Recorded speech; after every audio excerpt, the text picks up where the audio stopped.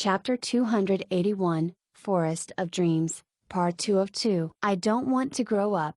Every child has had such a thought. Adults couldn't understand the words of children, as the little ones had their own way of looking at the world that was drastically different from the more practical adults. Scary demons would hide under the bed, a grandmother wolf would come when it became dark, and the story of the dragonfly and the rabbit would continue tomorrow. If they secretly shut their eyes, the fairies that lived in their shoes would help them complete their annoying homework, despite the fact that the payment was only some vile vegetable juice. In the eyes of children, topics such as the end of the world were matters best left for adults. The worthiest topics of all were the fact that they had that disgusting celery for lunch today, Mary next door purchased another doll, and that little black from the blacksmith's enraged his dad and got beaten again. But children would eventually grow up into adults. When they became parents themselves, they would treat the fairy tales they heard about the love between the grasshopper and the hamster as nothing more than a joke. They would toss their former dolls and toys created from dirt into storage rooms. Childhoods were typically beautiful, but people were destined to grow up. A child's former treasures stashed away ever so carefully would eventually be treated as nothing more than trash taking up space by the person themselves. Some people, however, were destined to have no childhood at all. Amelia Milan was one of them. I want playmates. Her insane personality stemmed from her lonely heart. When Amelia discovered that all the adults around her had nothing but dirty thoughts and endless desires, and that even the other children were nothing more than puppets for adults to fight over benefits, the young princess closed off her own heart and refused to mature. I refuse. Refuse, refuse, refuse.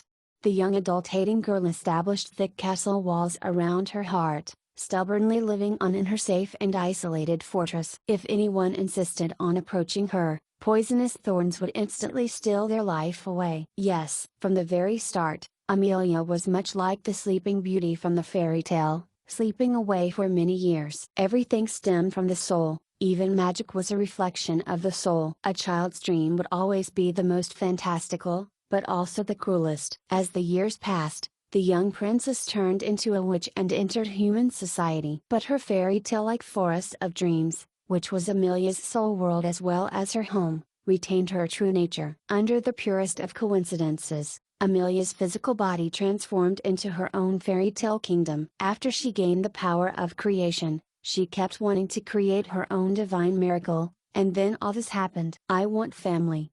Her past stubbornness caused her to detest the overly complex humans. Plants, who were much simpler, were the real true friends to whom she was willing to open her heart. Yet plants lacked intelligence and were far too simple in nature. The lack of ability to communicate wouldn't help alleviate Amelia's loneliness that came from the depths of her heart. And that was how the wood spirits were born. Men aren't trustworthy, and adults aren't trustworthy, either. Her adoptive mother, as well as her own sufferings, everything was Roland's fault, were the best explanation. And with her natural talent of communication, the depraved desires of men were easier to see than practically anything else. She always felt that it would be better for all men to die. And as for women, after ripping off their fake masks of friendliness and politeness, the jealousy uncovered made Amelia feel all the more uneasy. The only part I never understood was that the witch Amelia actually treated children quite well, especially little girls. Yet it was probably because only little girls wouldn't have any wicked thoughts in her eyes. As for little boys, the moment that she thought about how they would eventually grow up to be a stinky gentleman like Roland, Amelia would impulsively want to feed them to her piranha plant flowers. This creator was just that willful, but after she gained the power to control this entire dimension, she also gained the power to transform her strange fantasies into reality. And so, due to Amelia's influence,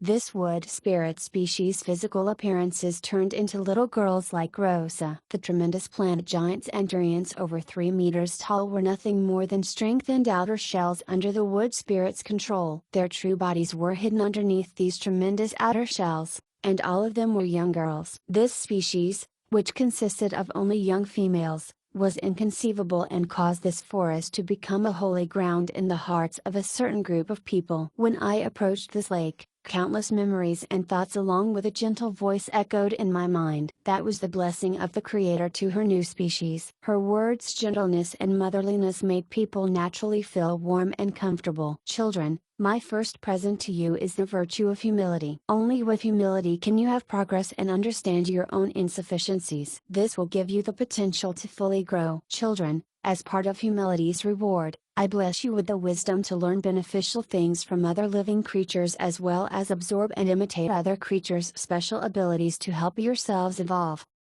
Amelia's blessing reverberated throughout the entire forest. With their mother's blessing, every single wood spirit gained the national talent ability of high-speed learning. Children, my second present to you is the virtue of charity. Only by sharing a sweet fruit will it taste even sweeter. And as part of charity's reward, I bless you with the ability to mentally communicate with each other. Under my protection, not a single person will be able to cut off the soul connections you have to each other. The forest shall become your most trustworthy ally. Speech was unnecessary for the wood spirits, as they inherited part of Amelia's ability of communication. They only needed to mentally communicate with plants and other wood spirits. Children, my third present to you is the virtue of purity. Pure young girls don't need to be tainted by adulthood, and pure love doesn't need to be polluted by physical desires. Beautiful love is the sweetest candy of all. As part of purity's reward, I bless you with the ability to forever maintain the willfulness of youth. And if any of you are really cursed by love and decide to leave behind the fruit of pure love, you will be able to reproduce in a unique fashion as descendants of the forest without needing to rely on the boring physical traits of genders. As for this, I found it impossible to comment on. It was most likely due to Amelia's distastes. In the future, just the studies on how wood spirits reproduce became a major area of research on its own. Children, my fourth present to you is the virtue of kindness. You must learn how to understand how difficult it is for others and respect their hard work. Blind conflict will only bring about even more troubles, while a calm attitude will help you to become true victors. As part of kindness's reward, I bless you with the fortune to be undying. Not a single person will be able to steal away your souls from me. As long as you're under my protection, death is nothing more than a temporary rest. The battles so far with the undead had already proved this point. As long as they were within this forest, the wood spirits were truly undying. It was now that I understood the mystery of the wood spirit's evolution. The 7 virtues was the path that Amelia's soul took, and the blessings that she gave to her children stemmed from the 7 virtues. They helped her children to evolve to a great degree in such a short period of time. But Amelia had only been able to complete 4 blessings. She no longer had enough power left to bless them with temperance, diligence, and patience.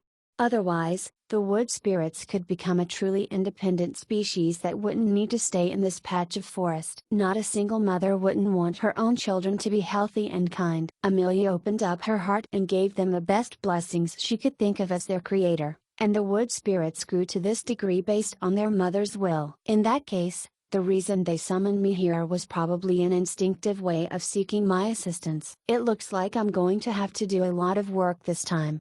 I gently touched the sleeping Amelia's face and felt her skin, which seemed abnormally soft. There were even tears in her eyes. The formerly maniacal witch's soft appearance made her seem so pitiful. I sat down by her bed of petals and closed my eyes, opening up my soul to this world as well. I now knew what it was that I should do after receiving all those memories from Amelia. I was going to continue Amelia's incomplete blessings for the wood spirits so that this newly born species would be able to leave their mother and truly become independent, becoming able to travel by themselves to other planes. Temperance, diligence, patience, I apologize, I don't have any of those. Amelia, if you're willing, I shall use my own method to bless these children. It's no good to only spoil children with love, as your educational method for them is obviously too unbalanced. A species that's too pure will actually die off easily. Instead, the lake started glowing, and the dimensional will transformed into a fundamental power that granted me the power of creation within this world. I had received an answer of agreement,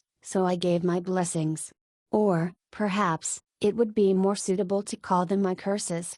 Blessing of temperance, I apologize, I only have a curse named gluttony here for you all. However, please don't ignore the usefulness of eating, for one's growth as a healthy body is the foundation for everything. Children, When you receive my present, you shall receive an endless desire for nourishment and the ability to take root in any land and absorb nutrition from the earth. You will also receive the special ability to devour other creatures and even non-creatures to cure your injuries and continue your evolution.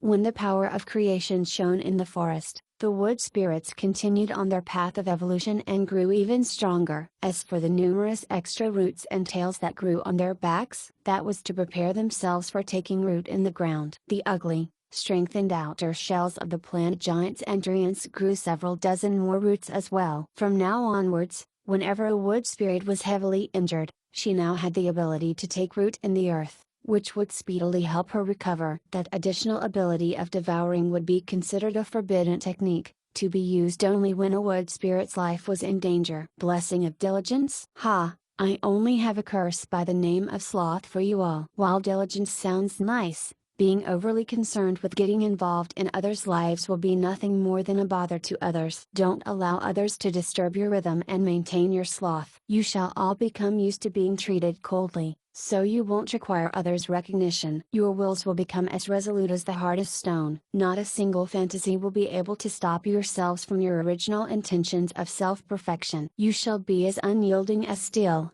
and your minds shall be able to live on forever.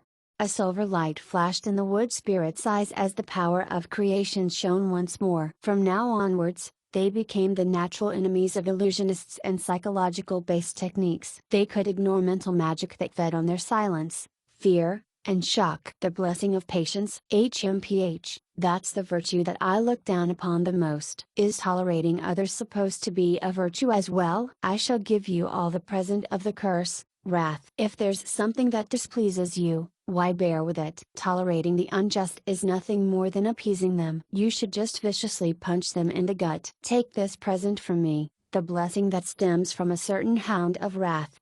The power of creation shone one last time, and the wood spirits gained the power to strengthen themselves based on their emotional states. Sharp thorns for piercing grew on their outer shells and weaponry, and from now on, the wood spirits became known for suddenly exploding with power far beyond their typical level. Their physical might was once again increased by the power of the earth, and not a single creature in the future would be willing to engage in melee combat with these seemingly small weaklings. Right, I should give you all a name as well. How about wood spirits? Wood for the forests, and spirits to represent all lives. With the 7 blessings complete and their true name having been confirmed, the creation of the wood spirits was finally completed. This forest of dreams that was just glowing so much earlier suddenly dimmed, as it was now time for her children to rest and grow in their sleep. The forest entered nighttime. Thank you, our father. Wait a moment. Don't call me like that. Hey, don't go to sleep. Quick, clarify what you mean. This misunderstanding will be the end of me. But nobody responded to my words. All the wood spirits, including the 3 virtues, were entangled by the forest's roots that suddenly reached out. They slowly sunk underground and, along with the magical forest, into a hibernation. This would help them complete their final changes. I, however, hadn't completed my work yet. I should say that the most troublesome part was just beginning. Amelia opened her heart and soul to help these little wood spirits grow, but she obviously lacked sufficient combat experience. Her own soul had sunken into a deep sleep, so the wood spirits could only grow through their own experiences and instincts. And since the wood spirits were still relying on their own instincts for battling, if it weren't for their undying bodies and the fact that the undead lacked high-level combat strength, they probably would have been defeated by the undead armies long ago. Just having undying bodies didn't mean that one was undefeatable. There were countless items and spells developed specifically for dealing with those with undying bodies. I just met 2 familiar faces earlier. Although I had always suppressed them back in the day,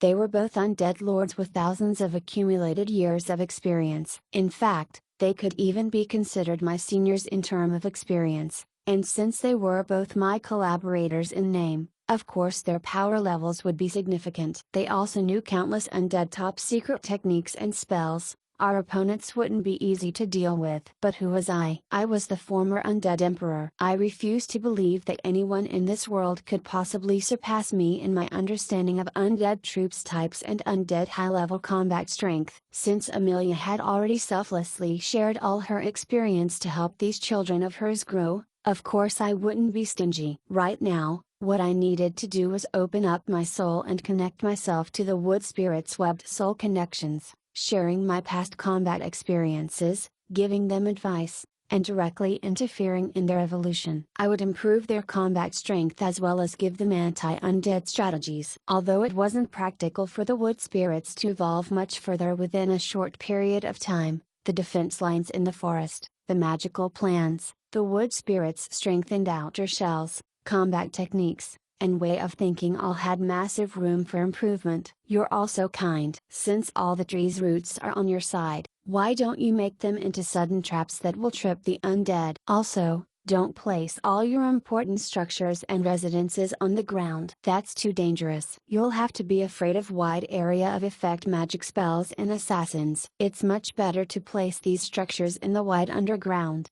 Since your enemies are the undead, come believe in the holy light together with me. Relax, you don't need to really believe in it. Allow me to teach you all how to fool that divine automated computer that the God of holy light has become. Come, let's first learn how to praise the holy light while cursing the God of holy light at the same time.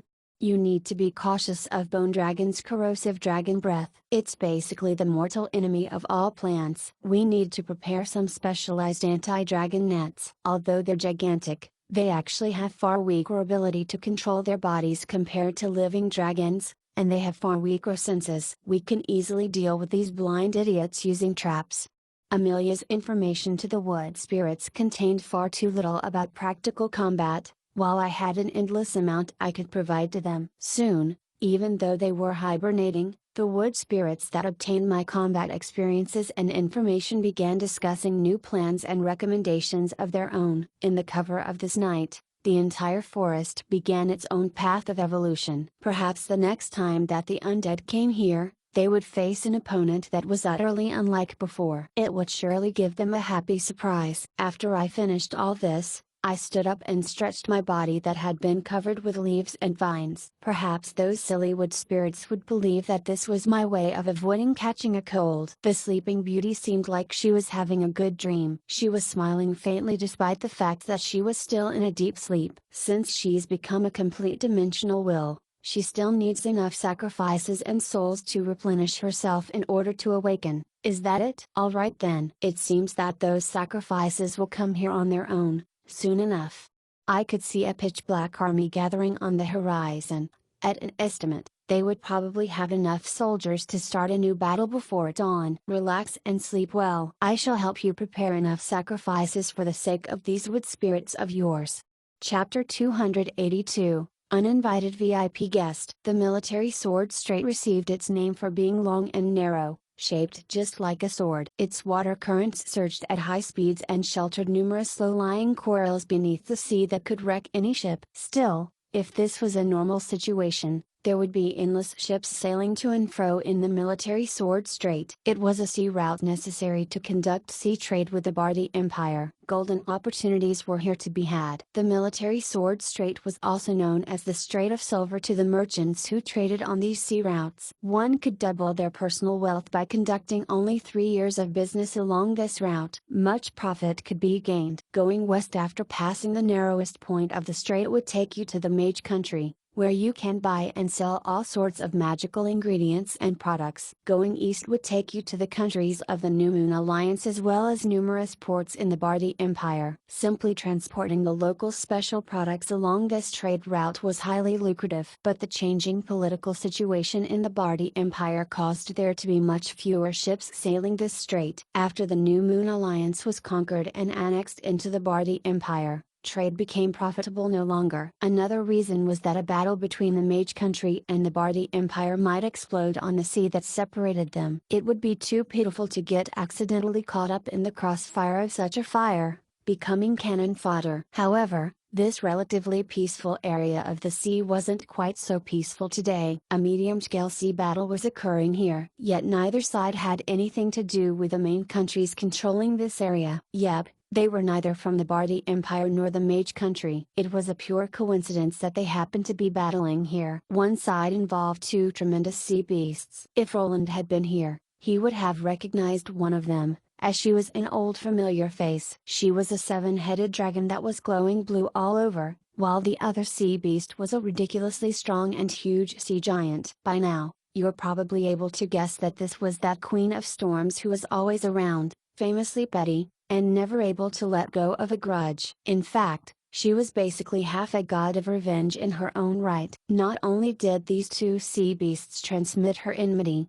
but they were also mediums for her divine power. The seven-headed sea dragon's heads roared at the sky, while the ethereal figure of the Queen of Storms appeared intermittently on the largest dragon head. She was currently summoning a storm to aid herself, and the sea giant was dreading upon the ocean waves. Every time he smacked the sea with his gigantic battle hammer, a large wave over 10 meters tall would smash into his opponent. Currently battling with the two sea beasts were two gigantic combat airships. One was mostly constructed out of iron and steel, with fully outfitted mage towers and engineered cannons shooting endless amounts of cannon shots and magic spells. Meanwhile, the hydra skin around its deck was glowing, but its use seemed to be in suppressing the wind and the waters. When the seven-headed sea dragon witnessed the scene, its eyes on all 7 of its heads became blood red. It let out an endless roar and even made the waves 1 meter taller than earlier. Its crazed state made it seem as if it had met the slayer of its father. Alright then. Technically,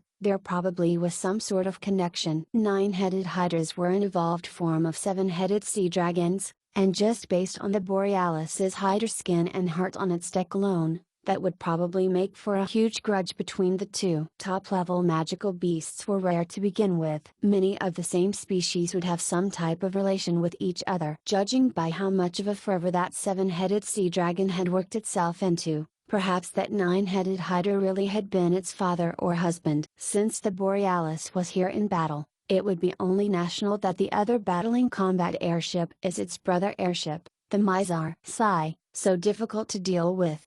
On the deck of the Borealis, Marcelet, who acted as the entire command system for the Borealis, had a calm expression. He gave his commands in an orderly fashion and calm voice that echoed throughout the entire Borealis. Meanwhile, the temporary airship fleet commander, Pierre Papin, Runa Papasan, 1, was quite tense and nervous. The windstorm had already continued for over 2 hours. The moment the 7-headed sea dragon saw the Borealis, it started summoning windstorms as if it had gone insane. With windstorms and large waves attacking it simultaneously, the dark clouds had already made this area of the sea into a pitch-black area where one would be unable to see the back of their own hand. These clouds not only covered the skies and blocked out normal vision but even hindered magical senses, making it obvious that these clouds were unnatural. This is no good. Decrease our engine's focus on floating by 30%. We're going to enter the sea. Tightly close all hatch doors. We're diving. The continuous thunder and magical beast attacks made the Borealis choose to enter the ocean. Its broken parts on deck automatically began repairing themselves, and any cannon towers destroyed by the thunder would soon be ready for combat. The underwater recovery natural talent ability of the 9-headed hydra helped restore some balance to this battle. The windstorm and tremendous waves had constantly been buffeting the airship. Although it was supposed to be daytime, not a single speck of sunlight could be seen, and the airship's furious shaking could make anyone out on deck fall into the sea. Even confirming the direction the airship was going in required a compass. And the most dangerous of all was still that maniacal petty goddess above the clouds. After luckily coming across her enemy, she discovered that one of her favorite pet's skin was actually spread all over the enemy's airship. The Queen of Storms, who was always in a wild state to begin with, went utterly out of control. She didn't care how much of a price she had to pay for using so much divine power as she summoned endless thunder and torrential downpours. If it was a normal ship, it would force any veteran sailor to the brink. After all, waves that were over 10 meters tall would be capable of overturning even the largest and heaviest of ships. But they were nothing more than annoying tiny waves now that the Borealis had entered underwater. When deep below the waters, how scary the thunder and waves were became meaningless. With most of a Borealis submerged underwater, it was forced to stop its cannon fire. Only the mage towers on its deck continued to toss out ice blue crystals. In an underwater environment, only a few magic types would be able to continue performing at maximum power. After all, the Borealis wasn't designed with underwater combat in mind, and the cannons weren't stocked with waterproof ammunition specially designed for underwater usage. Report: Number 6 storeroom is beginning to flood with water. There's likely a tier that needs repairing. Report: the starboard side number 3 cannon has malfunctioned and can no longer be controlled. Recommend complete abandonment of number 3 cannon. Number 2 mage tower has been struck by thunder. All the mages have been recovered safely and no personnel has been lost. But it's too passive to sit back and let them hit us. A message from the Mizar: is that insane goddess ever going to take a rest? She's too tough to deal with, so hurry up and think of something. If the first airship becomes the last airship, wouldn't that be so unfortunate?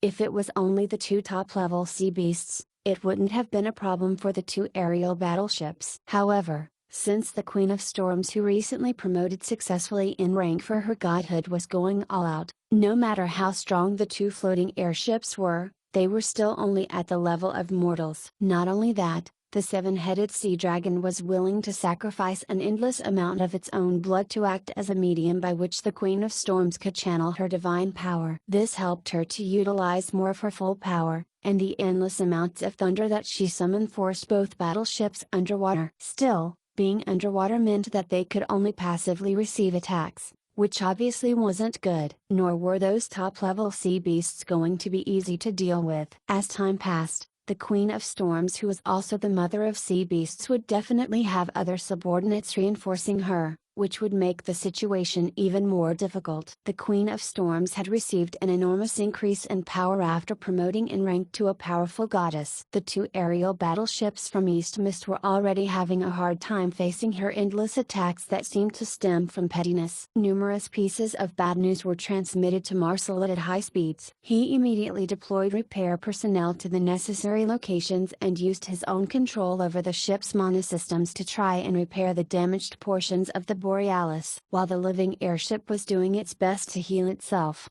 the forehead of the overly muscular fleet commander's forehead was glistening with sweat. Although Marcelet was assisting him, taking over the command of a mega airship fleet of 2 was obviously too much to handle for a normal captain. Something heavy has struck our starboard side. It's that damned sea giant. He tossed his battle hammer at us.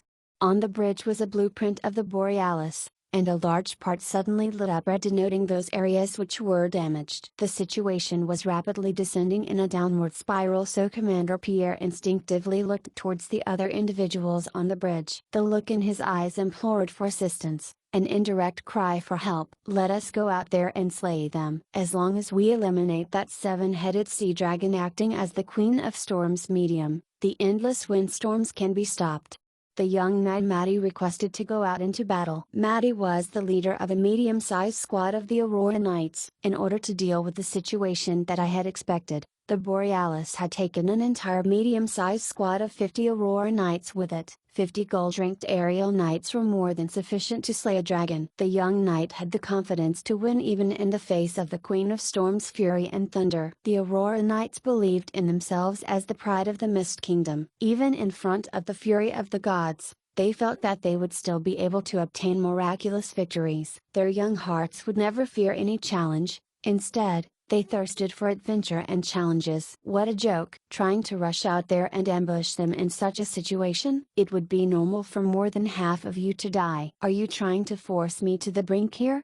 Yet, Pierre didn't dare to accede to this young knight's request. It wasn't that Pierre didn't believe in the Aurora Knights' capabilities. With 50 Aurora Knights working in tandem to rush the 7-headed sea dragon, they would definitely have high chances of victory. But Pierre knew even more that our Aurora Knights were a precious resource. If some Aurora Knights were killed off in such a chaotic battle by the Queen of Storms' thunderbolts that contained her divine power, Roland would surely skin him alive. It was evident that this strategy would end in a significant amount of Aurora Knights' deaths, even if it was a winning one. From the very start, Pierre's imploring look for assistance wasn't aimed at Maddie. Maddie was only the sub-commander of a more major personage who is currently pretending to act dumb and watch a show. Only she was the highest in name leader of the Aurora Knights. But since she was continuing to act dumb, Pierre, who was being forced to the brink, could only steel his resolve and beg for help. "Your Highness, what do you think of the current situation?" The true leader finally acted astonished, as if she had just woken up from a dream. "You're asking Ren? Ren doesn't know anything about naval battles. How about we just try running?" "I don't know. Would those two big sea beasts really just let us go?" Ren spoke a bunch of gibberish that nobody believed. She even stuck out her tongue and spoke in the third person, trying to act cute. This princess that resembled Princess Peach so much in physical appearance had actually learned how to act cute, which, indeed, possessed its own charm. But right now, Pierre only wanted to spit out a mouthful of blood, especially on her face. After the Port Victoria incident was discovered, I gave the order for the Mizar and the Borealis to take the sea route and head straight for Port Victoria to support me. This would give me an extra retreat option later on and also provide aerial cover to attack Port Victoria if needed. I would gain many flexible options. As for why I chose to take the sea route instead of the land route, the airspaces of the Bardi Empire and the Mage Country were both dangerous forbidden zones. Upon entering them, one would attract a barrage of trouble. Passing through smaller countries' airspaces was far easier, but these two countries possessed dragon knights and high-level archmages respectively. Unidentified flying objects would not be left alone. This was similar to my previous world. There, one could fly through African airspace as one pleased, unchallenged, as most African countries didn't possess air forces of their own. However, if a warplane suddenly entered, unannounced, into a major country's airspace, well, it would suffice to say that only its wreckage would remain. Originally, everything had been proceeding smoothly. But the moment the Borealis and Mizar entered this area of the sea, the petty, grudge-remembering Queen of Storms noticed them and proceeded to personally come looking for them along with her two sea beasts. Out of boredom, a certain princess had forced Pierre into becoming the overall aerial fleet commander instead of just the Mizar. Because of that, and the fact that she wanted a commanding position for herself sans the responsibility that came along with it, Pierre was roaring in his mind. Could you possibly make others suffer more than this? Stop learning how to be unreliable from His Highness Roland. Yet it was unfortunate that he could only continue to act pitiful on the surface and, on the inside, pray for Ren's sympathy. The final individual on the bridge was a complete and utter VIP. After his sudden arrival a few days ago, it had become Princess Ren's main task to accompany him in chatting and drinking tea. However, Pierre didn't even dare to speak up to this seemingly young guest of theirs, and this was in spite of the fact that he was well aware that this person had the power to turn the entire situation around. Since he saw how Princess Ren still displayed that innocent expression of not wanting to do anything at all, Pierre could only grit his teeth. Yet just as he was about to continue dishing out commands, the VIP guest, who had boarded their airship halfway into the trip, spoke. "Oh my, little Angie is just so much. She's always messing around with the young ones, not caring about being unsightly. No wonder her reputation keeps getting worse and worse. You can all be my witnesses. She was the one who attacked the airship that my incarnation was in of her own volition. All I'm doing here is justified self-defense." Everyone around him nodded eagerly as they all looked forward to receiving his assistance. After all, this person's true power was a mystery to them. Ren, however, couldn't help but laugh because of an entirely different matter. Angie, a name that means angel? There's far too much of a contrast. No wonder she never uses her own name, and even her goddess name is just her title. Angie, a name that meant angel or an angelic girl. This was an extremely common name in many human countries. Yet when used for the Queen of Storms, who was famously petty and notorious for forever holding onto a grudge, it seemed to serve a stark contrast. "Young one, you dare laugh at a true god's real name? Aren't you afraid of a divine punishment?" The black-robed young man was smiling, but his smile didn't contain any threat. The past few days this girl before him had been constantly trying to test him. As for himself, he had, of course, been trying to test the person behind her, the legendary person whose feats matched, or even surpassed, that of Roland's. I'm not afraid. My brother Roland will protect me. Even though Ren was dealing with one of the top-level existences in the world, she remained as direct as always. With her experience, she had gotten used to dealing with all sorts of existences. Perhaps there's more than just Brother Roland who will protect you. Well, I suppose you're lucky since I just happened to need to find Roland to discuss something. And, even for my incarnation, it's impossible for me to descend directly in that location.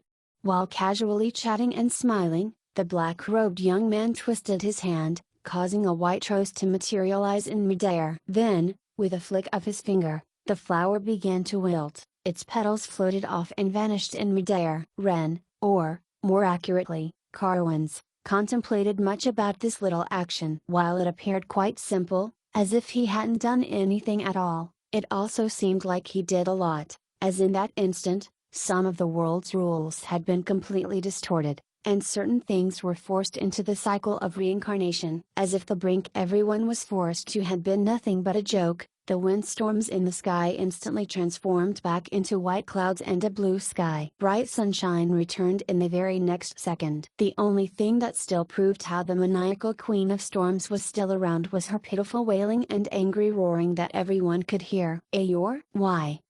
Why would you be here? This is a plot against me. Don't kill me.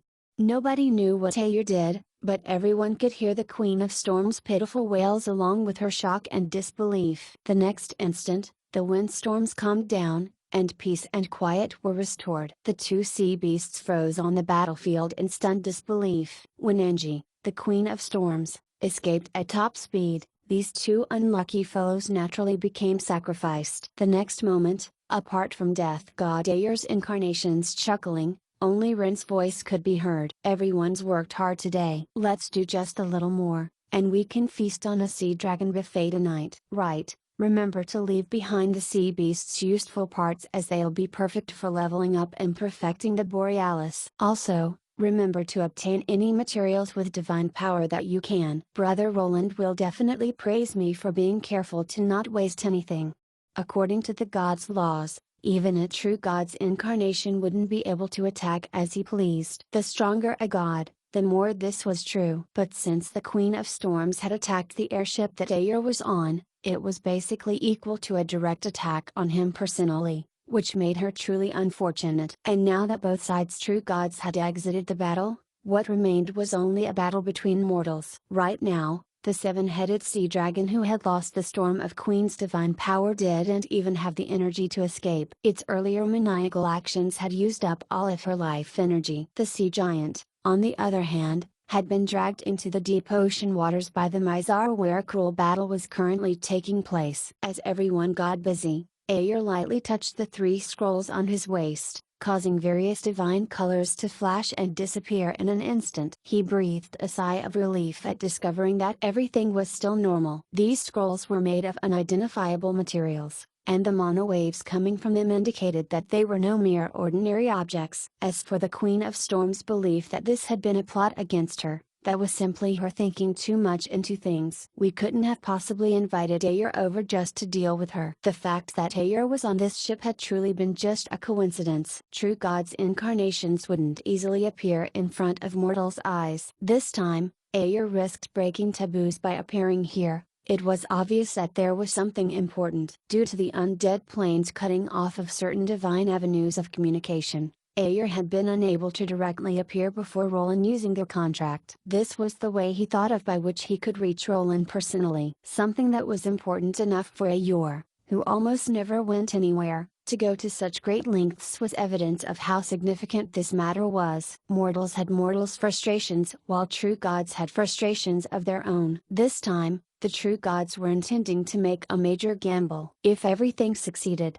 perhaps the entire world situation would undergo a complete upheaval, which was why Ayor personally came to the mortal plane. How about joining us? If our plan succeeds, things would surely become difficult for you. One of the main gods of order actually invited one of the main gods of chaos to join him. However, Ren, Carwins, shook his head. By this point, There was no need to even test the waters. The nature of chaos itself had determined that it would be impossible for Carwins to participate in this plan. I'm not interested. We have our own ways of having fun as well. Besides, I really do want Roland to become stronger. You actually still have brotherly feelings for him? No, I just want myself to not be bored when I defeat him completely. Aren't you afraid of losing? That's fine, too. As long as I had fun, the result wasn't important to begin with. That's why I hate you demons. All you know is to fight and kill every day, and you act far too willfully. Even your acts of robbery involve zero finesse. Yes, that was a quote from Roland. Ha, that's indeed his style. That's why I really hate those hypocrites of the Order faction that act so nobly every day. That's a quote from Brother Roland as well. That guy, he really dares to say so much. Indeed. Notes: 1. TL/N, a euphemism for the fact that he's still wearing the magical girl uniform. Chapter 283, Ambush. They're all gone? How is that possible? We just sent an army of 10,000 undead at them. Although they were mostly low-level undead, they couldn't have been eradicated so quickly, could they? Lich's expressions were typically hard to read, but Feynman's flickering soul fire and the way he loudly popped his finger bones indicated his incredible shock and disbelief. Immediately after receiving authority, he had unhesitatingly organized an undead ambush. Even though it consisted of mostly newly born skeletons and low-level zombies that could be barely passable as undead soldiers, the fact that they reached 10,000 in number meant that they were still a threat. A teeming, endless mass of pitch-black undead would be quite the frightening sight by itself. However, some high-level undead were mixed in to help control the situation, with 2 Liches serving as the army's commanders. This wasn't a case of purely sending cannon fodder at the enemy. Unlike any other species, the strategies that the undead could use in using cannon fodder to scout their enemies were simply that arrogant. Their advantage of numbers alone could suppress any medium-sized city, and even if they stood still and allowed the enemy to hack at them, it would still take at least several hours to defeat 10,000 undead. So how could they have been eradicated so quickly? Holy light? Although none of the high-level undead present verbalized their astonishment, they all had expressions that said, "Are you joking with me? And you think I'm an idiot who will fall for that? Our enemies are a bunch of plants, not exactly holy knights." How could they possibly have the holy light? Could it be that you saw only normal light and then fled in fear, thinking it was the holy light? Where did this third-rate observer, photographer, come from? I'm going to reduce your experimental funding, chicken legs, to 0, damn it. The Lich, being angrily roared at, didn't try to defend himself. Instead, he only lifted up his arm. His bone was already shattered, and there was some silvery dust left in the fracture. It really was the holy light. There's no mistaking it. It's even relatively pure holy light. Could it be that the enemy has high-level holy knights? As the mortal enemies of the holy light, the undead could recognize their natural enemy in a heartbeat. Any place or thing that was attacked by holy light would automatically be cleansed of anything unnatural, which included the undead. So, of course, the places where this unlucky Lich had been struck by the holy light were now considered useless. The holy light wouldn't let go of anything unnatural. An undead would need to sacrifice a part of himself by deleting it and connect an entirely new portion that was completely unrelated to the original part. Yet as for how things would go after that, whether the new body part could be gotten used to, or be as useful as the original, the God of Holy Light wouldn't care about such things at all. He was only in charge of purifying the unnatural. Cough. I definitely wasn't complaining against the God of Holy Light, nor did I have any complaints against this world that was believing more and more strongly in the Holy Light. Now, after this unlucky Lich showed his own injuries to everyone, it was obvious to everyone that his injuries were, indeed, caused by the holy light. Everyone present was astonished. Could the Holy Church have arrived and interfered? How is that possible? The Bardi Empire has exiled all the Holy Light job class members. No, perhaps they crossed from the sea. They might be scouts from the mage country? Don't be ridiculous. The mages have a terrible relationship with the Holy Knights. For a mage to request assistance from a Holy Knight? That's impossible. Don't rush. First, let's find out if it was an individual or a full squadron of Holy Knights. All these mid-level cannon fodder from the undead planes were mostly considered major personages where they came from, and they only paid their respects to their commanders for just a few minutes upon the introductions. Now, everything was chaotic to the point of having gone out of control, but Feynman and Grocasio didn't have any intentions of caring too much about this. They simply exchanged glances and felt that everything was truly just like Roland's style. "Don't rush. What exactly happened? Tell us in detail. And, did you see a very unique Lich there?" The injured Lich hurriedly nodded when he saw that the undead army's overall commander had spoken, and he began to tell his tale. Not long ago, he was one of the 2 Liches assigned to take the force of 10,000 low-level undead over to attack the magical forest. He had been chosen because he had experience fighting against those plants. Yet the situation he encountered was far worse than the last time he fought against them. Things went wrong since the moment they arrived at the forest's border. The trees are taller than before by at least 10 times. Are you joking?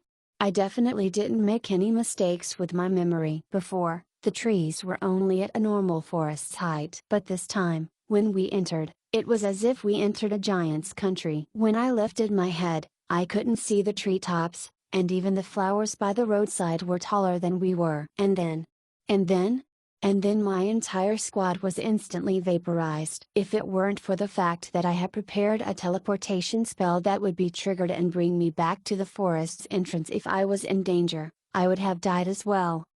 Alright then. The end result was instant vaporization. But, at the very least, the Lich survived, so it wasn't too pitiful of a loss. After Feynman gathered information from a variety of sources, he finally discovered the origin of the holy light, but it was one that made everyone feel rather helpless. Damn it, they're too tall. What are we supposed to do? What fired beams of holy light at the undead were specially cultivated magical plants known as golden flashy spotlights, named by Roland. These unique magical sunflowers were hanging down those supremely tall trees that reached the clouds and would periodically shoot down strong beams of holy light. And that incredible height advantage made it certain that no normal method would be able to reach them. If the undead sent out aerial troops, it wasn't that I didn't do anything, but all the bone dragons and gargoyles I summoned were tangled up by a strange net of vines. Those vines were actually capable of growing using bones and transform the bone dragons into its own nourishment. My lords, this time I lost so much.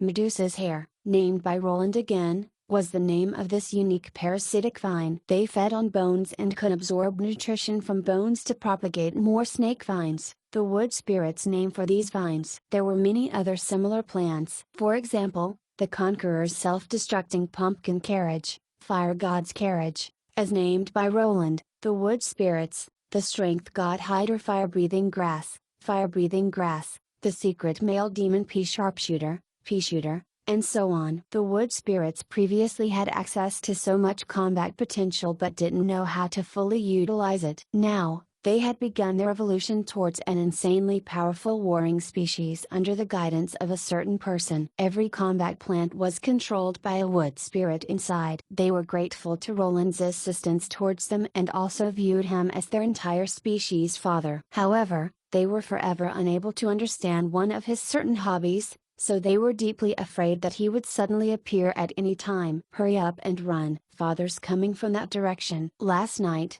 2 more of us fell victim to him. You didn't see it, that scene was too demonic. The victims just collapsed there and kept crying. He'll give you some incredibly strange names. And then all of us sisters will be laughing at you. Yes, the strange habit they were referring to was to utilize that naming sense of his. During these past few days, Roland had gotten quite excited over seeing so many cute little girls with no names and kept giving them names of his own volition. But not even mentioning how his naming sense was terrible to begin with, since there was a significant number of wood spirits, his lack of creativity was soon drained, and he could only come up with all sorts of random names in the end. Teehee, Nesthead, I truly sympathize with you. I've noticed that father really likes to use hairstyles as names. Do you have any right to laugh at my name, Bunkard? At the very least, I'm named after my hairstyle. Even though you clearly have a pink ponytail, isn't your name Stranger? Actually, both of us got off quite lightly. It seems that father has run out of vocabulary words to use, since Little Red number 157 and Blue Smurf number 228 actually appeared yesterday. How frightening. That's nothing, I even met Red Saber, White Saber, and Black Saber. What's Saber supposed to mean? Why does Father love this name so much? I heard that the Saber name series has reached number 1024 already. Just think about it, having the same name as more than 1000 others, just someone shouting for you will cause the entire street to come out and take a look if it's them. It's so pitiful that I can't even imagine it. Cough. I was finally unable to withstand listening to this conversation anymore as I walked out from under the shade of a tree. At the very least, I only used 3 colors of the Saber name and didn't create a Saber combat squad. I still had my limits. Father, please punish us, but please, please, don't give us some even stranger names. I'm quite pleased with the name Nesthead. Are you really that afraid? Seeing how Nesthead and Bunkard were so afraid of me, I slightly self-reflected for 1 second, wondering if I had gone overboard recently. However, I immediately erupted in anger. Stop calling me father. Have you ever seen a father that's unmarried and still an old virgin? I still intend on becoming a winner in life, but if I suddenly have a few 10,000 extra daughters that are this big already, who would dare to get married to me? Are you all intending on being obstacles to my search for happiness in life?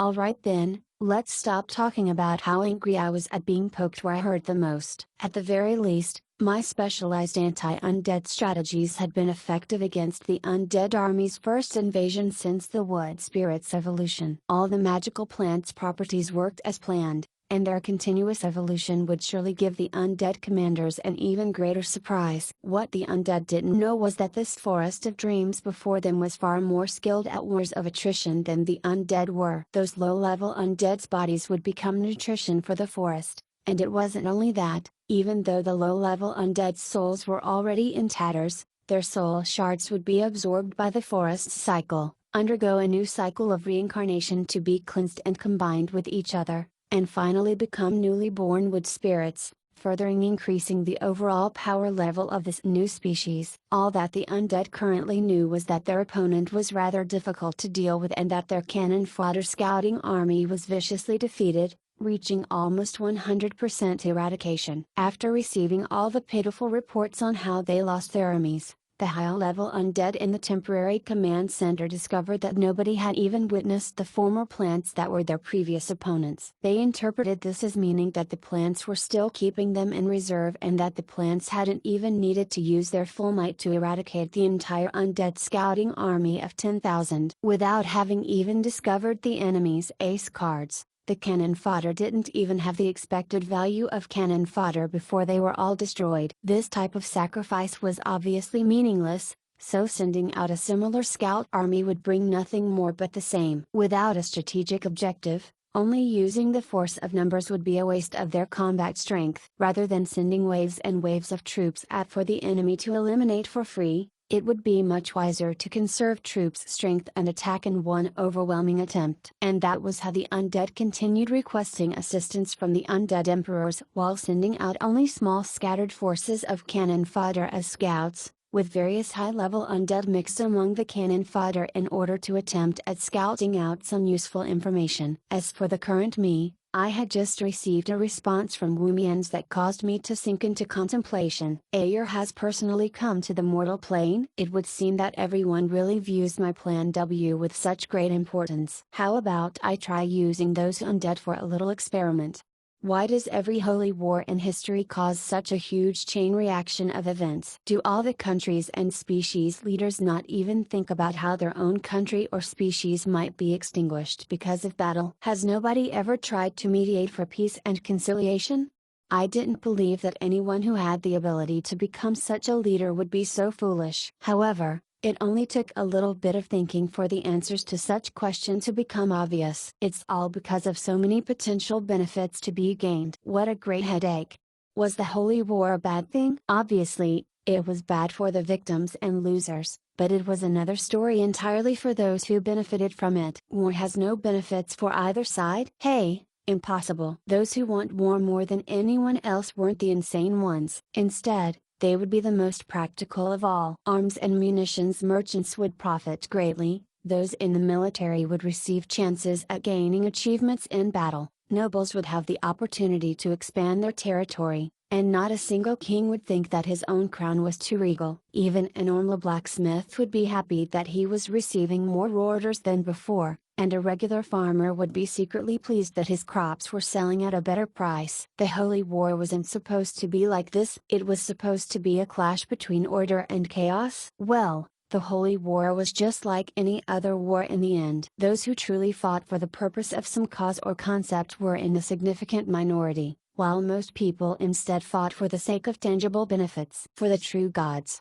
the Holy War was the only shortcut to greatly increase one's own divine power and divine obligations influence. For a species such as humanity, the more they were forced to the brink, the more they would pray for the gods to save them. In addition to this, with countless gods fighting over divine obligations and believers, as long as they managed to survive a holy war, it would save any god at least thousands of years of cultivation. After all, in order to break a stalemate in the current balance of power, it would be impossible to do so without a battle. At the very least, the God of Holy Light had obtained all his power and faithful believers in the same way. Based on a report from the fairies, compared to the start of the previous Holy War, the God of Holy Light was able to increase the number of his believers more than tenfold by the Holy War's finish, which helped him to directly become the main god of all the main gods of order after the conclusion of the Holy War. Meanwhile, just like how human rulers had the right to start battles,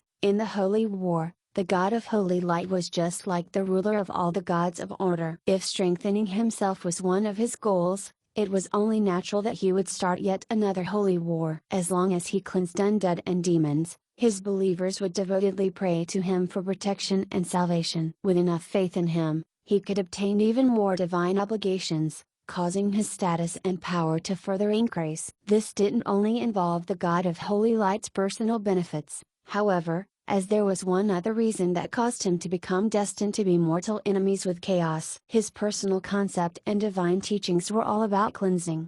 His definition of cleansing was to erase, destroy, all that was distorted by chaos. As a concept born in the Holy War and strengthened by it, he was limited by the Holy War as well. In his instinctive judgment, he viewed the undead, the twisted life and death, and the demons that were the embodiment of chaos itself as mortal enemies that absolutely required cleansing. This was the very basic fundamental concept of Holy Light at its core. To deny this would be making a light, whose purpose was to dispel darkness, useless. If the Holy Light lost its meaning of existence to correct, destroy, the distortions of chaos, then the Holy Light wouldn't have any more meaning to continue existing. The God of Holy Light didn't immediately eradicate the undead of East Mist because his logical processing told him that turning on us right now wouldn't have any benefits from him. A clash with the God of Law, who was also an order god, would be utterly pointless for the time being. However, when the Holy War ended, it would definitely be time for a reckoning. I can't let him be the only one with speaking authority. At the very least,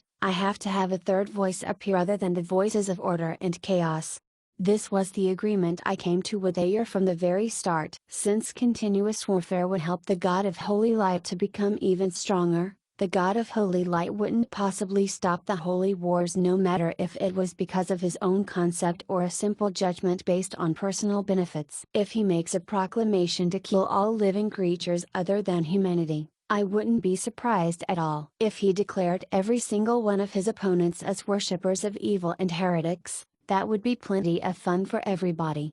While the Holy Church often went overboard enough already as it was, if the God of Holy Light himself declared someone to be evil, then all of human society would truly view that person as evil. And, according to his automated logical processing, perhaps everything on the side of chaos and even all his allies that obstructed him could be viewed as evil. In that case, the Holy War would never end, and that would truly give us a lot of trouble. In history, the God of Holy Light indeed acted as the main pillar of support for the side of order. The Holy Church acted loyally as the vanguards of the Holy War. First, they fought against the elemental lords, various heretical countries, the beastmen and other species, and then they fought against the underground world. Without even finishing these battles, they continued to forcefully fight against the undead emperors, followed by the demon armies. Although it sounded cool for them to face off against so many enemies, if one thought over it more carefully, it was mainly because of the God of Holy Light's pure enmity towards other concepts and species that many factions that could have joined us became our enemies. Potential allies instantly became enemies,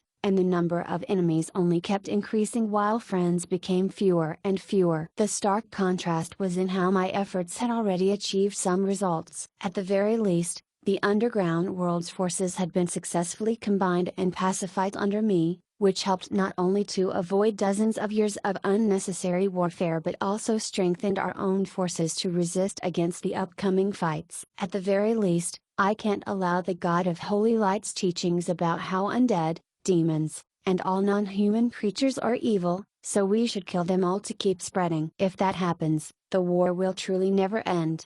In summary, as I saw it, the God of Holy Light's teachings were far too extreme. His teachings needed to be replaced by a more moderate God's teachings. Originally, this should have been a terribly slow and difficult process, one I wouldn't even have the chance to see during my life. But, due to certain reasons, it would seem that I could begin this process prematurely. Directly stealing elites straight out from under him? If I'm the one who dares to think and say anything I want, then you're the one who dares to do anything you want.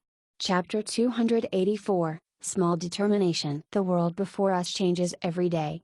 This was doubtlessly the most suitable explanation for what was happening in this forest of dreams. It was just that, perhaps, the words every day should be changed to every instant, instead. Under the dimensional will's control, fine then, Amelia was in deep hibernation, so it should be said that under my guidance, this forest was changing at every moment. What was a forested path 1 second would become a deep pit the very next instant. Not only would this confuse any attacking undead armies, but even the wood spirits themselves would get lost in their own forest. Let's not mention those so-called national talent abilities that go on about how children of the forest would never get lost in a forest. As far as I knew, those druids and rangers would only show off their pretend knowledge after memorizing some maps. In the end, memories were limited in capacity. If, for example, someone slept by a lakeside in the night but woke up, the next day, and saw a flourishing city, it was only natural for that person to feel that their circumstances were unfamiliar. It would be strange, instead, if that person actually knew their way around. Why has the market disappeared yet again? Why is Blue Smurf number 356 who lived next to me now living on top of the tree? Also, most importantly, why am I in the middle of a lake? Ah, my collectibles have all been ruined. This unlucky child spent half an hour hauling all her belongings out of the water. Yet it wasn't a rare occurrence. Those who were sent to the very tops of the trees after waking up were the unluckiest of all. Wood spirits had the ability to communicate with trees, and it would require no effort for them to descend from the treetops, as long as they didn't have acrophobia, of course. However, it was another story for transporting their collectibles. That, indeed, was a huge headache. Collectibles. What would the newly born wood spirit species even like to collect? Indeed, it was truly peculiar that this newly born species had hobbies of collecting various useless items, similar to a squirrel. They would collect all sorts of seeds and fruits, and subtle items, such as their victory loot from the undead, lich hip bones or zombie cavities, were especially gathered. They didn't seem like calm forest spirits whenever they discussed their favorite collectibles. Instead, they acted like shoppers arguing over discounts at a store having a major sale. This was all the more so as they felt that the best treasures came from outside the forest. In fact, the first thing they would do after a battle with the undead was to try and obtain as much victory loot as possible. This is a good thing. At the very least, they have their own hobbies. This is the behavior of an intelligent species displaying their independence. Although I said that in my mind, the subtle feeling of discomfort became stronger and stronger as I watched how the little Lolas around me were bragging about abomination guts with those cute and innocent smiles of theirs. Forget it. Since they're Amelia's species, it'll be even more inconceivable if they were too normal. You're talking as if it totally has nothing to do with you, father of a species. Right, should I give you a glorious title that's impossible to hide? Father of 10,000 Lolas. That way, everyone will get to know the joyful news that you became a father. Please don't. Alright then. I immediately surrendered. That system of mine was too vicious. If I wore this title out every day, wouldn't everyone laugh at me forever? That would be pure torture. Cough. Let's get back to the main topic. Since the geography of this region changed far too rapidly, the first thing each wood spirit would do after waking up was use their mental abilities to communicate with the other wood spirits and the trees around them to download the newest map to their minds. Otherwise, they'd surely get lost in the surrounding area. Spending all this effort of mine in helping evolve this forest obviously meant that these changes weren't meaningless. In fact, it was the opposite. This was all evidence that the entire forest was evolving. What type of opponent is the scariest? The fastest? The strongest? No. The one who's 100 times larger than you is the scariest. One step from him will equal several hundred steps from you. Can your speed possibly top his? If his little finger is as large as your entire body, no matter how strong you are, can an ant possibly lift an elephant? Actually, that was just how it was in real life. If you miniaturized a dragon by 100 times, it would be nothing more than a tiny fire-breathing lizard. Miniaturizing a titan giant would make it into nothing more than a slightly large doll. But if you expanded something like a scorpion, ant, or cockroach to the size of a dragon, an ant's strength for its body proportion, a scorpion's poison, or the undying nature of a cockroach would become peerless terrors. That was why, in order to completely increase this forest's overall defensive attributes, I believe that all I needed to do was increase this forest size by 10, 100, even 1000 times. In that case, all the various magical plants created here would naturally grow larger as well, greatly improving the power levels. Actually, the results were better than I expected. Those vine cone bombs that were 10 times larger than me were utterly impossible to assess. Their explosions could reach the clouds, and I suspected that they were on the scale of the small nuclear weapons from my previous world. The roots that were originally for the purpose of tripping our enemies became webs of death that could kill anything. Even those large strengthened outer shells that the wood spirits liked to wear became titan giants that reached the clouds. With the support of a dimensional will, things were just that unreasonable. Still, there were limits. Dimensional laws could override the natural laws of a dimension. These life forms that far surpassed the natural laws, however, thrived in this dimension. It was their natural environment. The moment they ate, they would be drastically weakened. Yet, within the forest, the dimensional will was the strongest existence. As long as they remained in the forest, Amelia would be able to help them and transform what shouldn't have been physically possible into reality. The unreasonable would become the reasonable. This was indubitably a massive advantage for us when defending. It seemed that the gap between us and the undead would only keep growing as time passed. If I was the undead commander, I definitely wouldn't have allowed the dimensional will to continue evolving. I would have taken everything to a full-out battle as early as possible. Perhaps my existence gave the two familiar commanders on the other side too much pressure. Perhaps they didn't have experience in this area. Or perhaps they were simply slacking off. Although they kept probing the forest's defenses, they never truly sensed their main forces. The way they were treating things seemed far too conservative in my eyes. This obviously seemed unreasonable. Before, the dimensional will had been in hibernation, and the forest had defended itself instinctively. Now that I was here and acting as the forest strategist, the evolutions were obviously heading in an anti-undead direction. They should have sent everything they had as early as possible, which would have given them the greatest chances of victory. Of course, the overly high speed of evolution did bring about a few small problems. For example, the wood spirits who were still too slender and small would occasionally have difficulty balancing and controlling their strengthened outer shells. Some would have great adventures when finding their way home every day. After all, the wood spirits were now truly an independent species of their own. They were no longer able to change themselves at will. A young bird that had left the nest wouldn't return. However, this also meant that these wood spirits were an intelligent species equal to humanity and the elves. As one of the very few newly born species in the recent generation, they had limitless potential for development. I did some very rough estimating and figured that the average mature wood spirit combined with a strengthened outer shell usable in the mortal plane would be able to easily reach silver rank combat strength. This made them equal to the upper ranked elves, a newly born silver rank species. Amelia was destined to leave her name in history just by creating the wood spirit species. You've accomplished something incredible without realizing it, Amelia.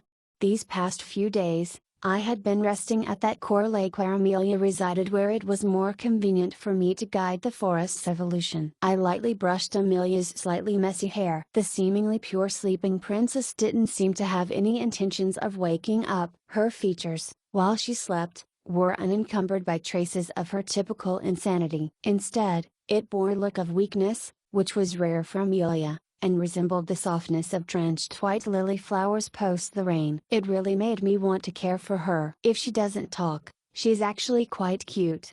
I lightly brushed off the leaves that had fallen on her, attracted by her face that had regained some of its normal complexion. Ever since she fell into a deep sleep, Amelia had been smiling almost childishly. The typical dark circles around her eyes had vanished, and the natural color of her skin was more resplendent than even the best makeup. With a pure appearance that would cause anyone to calm down, her formerly pale lips had become red and luscious. It was as if she was a sleeping angel that shouldn't be desecrated. Yet even while I admired the beauty before me, I was thinking about a topic which ruined the idyllic scenery. It would seem that I still need more sacrifices to help wake you up.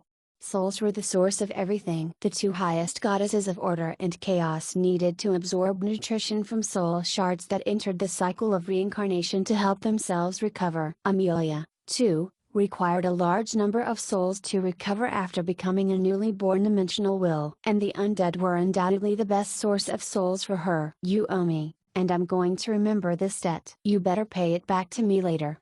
I lightly flicked her upturned nose, but to my surprise, it felt rather good, so I took advantage of her and rubbed her nose 2 more times. While I was sighing to myself that she actually became so easy to pick on, Rosa sent me an urgent message through our mental connection. She informed me of a new wave of seemingly different enemy attacks. When she told me that she surprisingly lost control of the situation, I knew that it was time for me to leave. It's far more fun to pick on you when you're awake. I shall help you wake up again.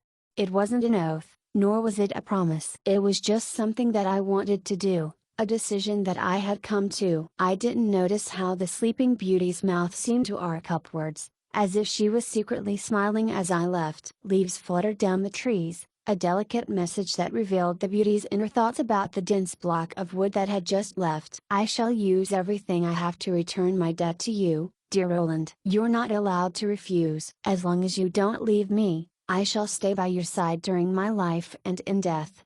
This forest of dreams had become an independent dimension of its own and was incredibly difficult to deal with because of the dimensional will's existence. However, its true enemies were more than just some mid and low level undead. Thaman didn't have enough experience with dimensional wills, so he didn't know anything about what was going on. However, the former First Senator Gracasio had both power and experience. He had long since figured out that dimensional laws were at work here. Yet he didn't intend to say anything. After all, Gracasio knew that if he pointed out the situation, and everyone found out that this was a time-limited battle where the best strategy would be to rush the forest as quickly as possible, he would most likely be sent out as the vanguard. At such a time, unless he was willing to resist against the undead emperor's wills, not only would he have to face that person head-on, but his own gigantic body would be the best target of all. There was a 99% probability of him becoming cannon fodder, fighting that person on his home turf, while simultaneously challenging a newly born dimensional will. Gracasio could be considered quite wise, and he still wanted to live much longer. Who cares? It's not my matter to worry about anyways. Even if the sky collapses, there's someone higher than me who can shoulder things. The undead emperors aren't going to personally come out, so why should I work my hardest and risk my life for someone else's benefit? The first Senator Gracasio, who was at the doorstep of the semi-god rank, was indeed incredible in power level. However, the undead emperors had underestimated his own selfishness. Since he could become a semi-god by simply waiting for 200 more years, why should he risk his own life to fight for others? Gracasio was never a good person who would sacrifice himself for the sake of others, nor was he some brave warrior who believed in the concept of justice. Otherwise, he wouldn't have survived until today. And that was how the sly memorial dragon intentionally did nothing at all and watched as Thaman anxiously tried to think of solutions. But, when Gracasio's only companion could no longer stand waiting and intended to personally go in the forest to fight, Gracasio stopped him and secretly told him about dimensional laws and secrets. And then, both the top-ranked commanders of the undead army intentionally sat around and did nothing. From a certain standpoint, Undead Emperor also from the desecration plane truly chose the wrong people to lead his army. Both Feynman and Gracasio had respectable power levels but lacked the courage to go out and fight. The two of them added together had both brains and power, but how would they have gotten to only where they were if they were capable of great things? Gracasio was a natural-born steed. He had undergone all sorts of hard work and humiliation. "It's fine if I'm treated like a dog or a steed. Everything's fine as long as I'm alive," was his quote about how he wanted to live as a dragon. Making him fight with his life on the line was practically impossible. This was all the more so after the undead emperors were foolish enough to reward him with the knowledge that he wanted beforehand. So he wanted even less to fight with his life on the line. "As long as I live on, I'll enter the semi-god rank." Also wants me to face that person head on? Impossible.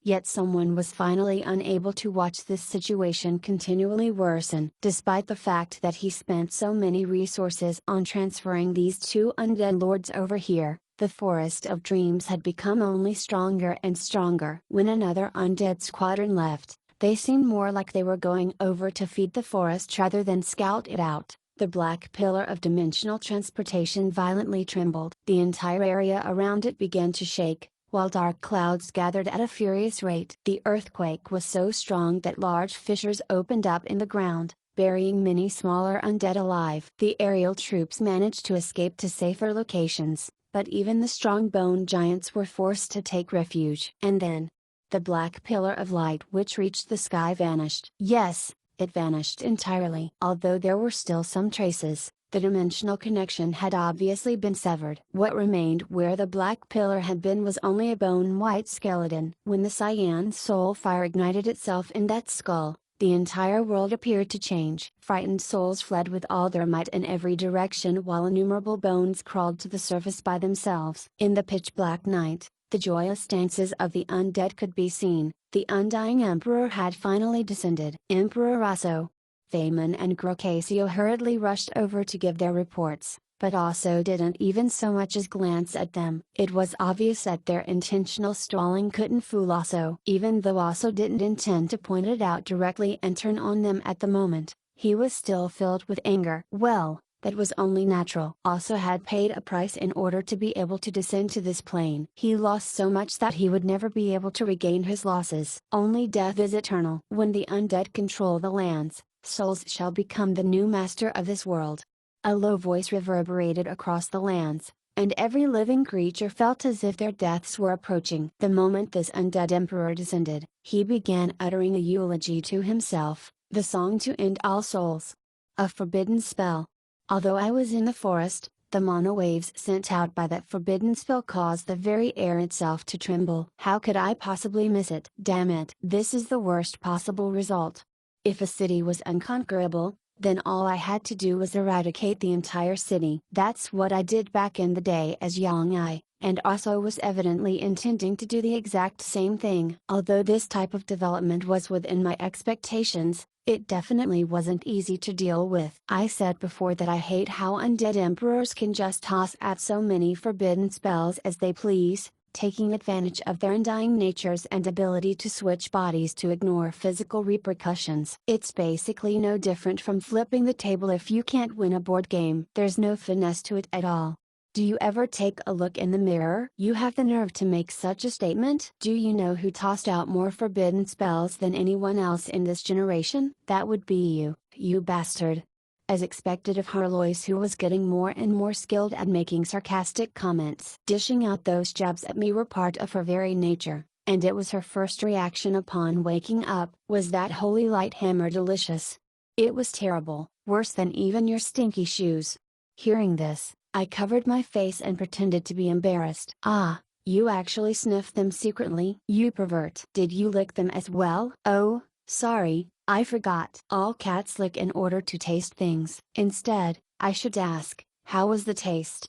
In a normal situation, the silly cat would have been furious at this point, but right now, Harlois had no intention of playing around. The tremendous waves of the forbidden spell in the distance had already attracted all her attention. The song to end all souls. This is a mega AO forbidden spell that will kill absolutely everything. 1 is ranked in the top 10 for attack power. Based on current developments, it should take also slightly less than 10 hours to finish chanting it. Do you have the confidence to reach him within this time limit?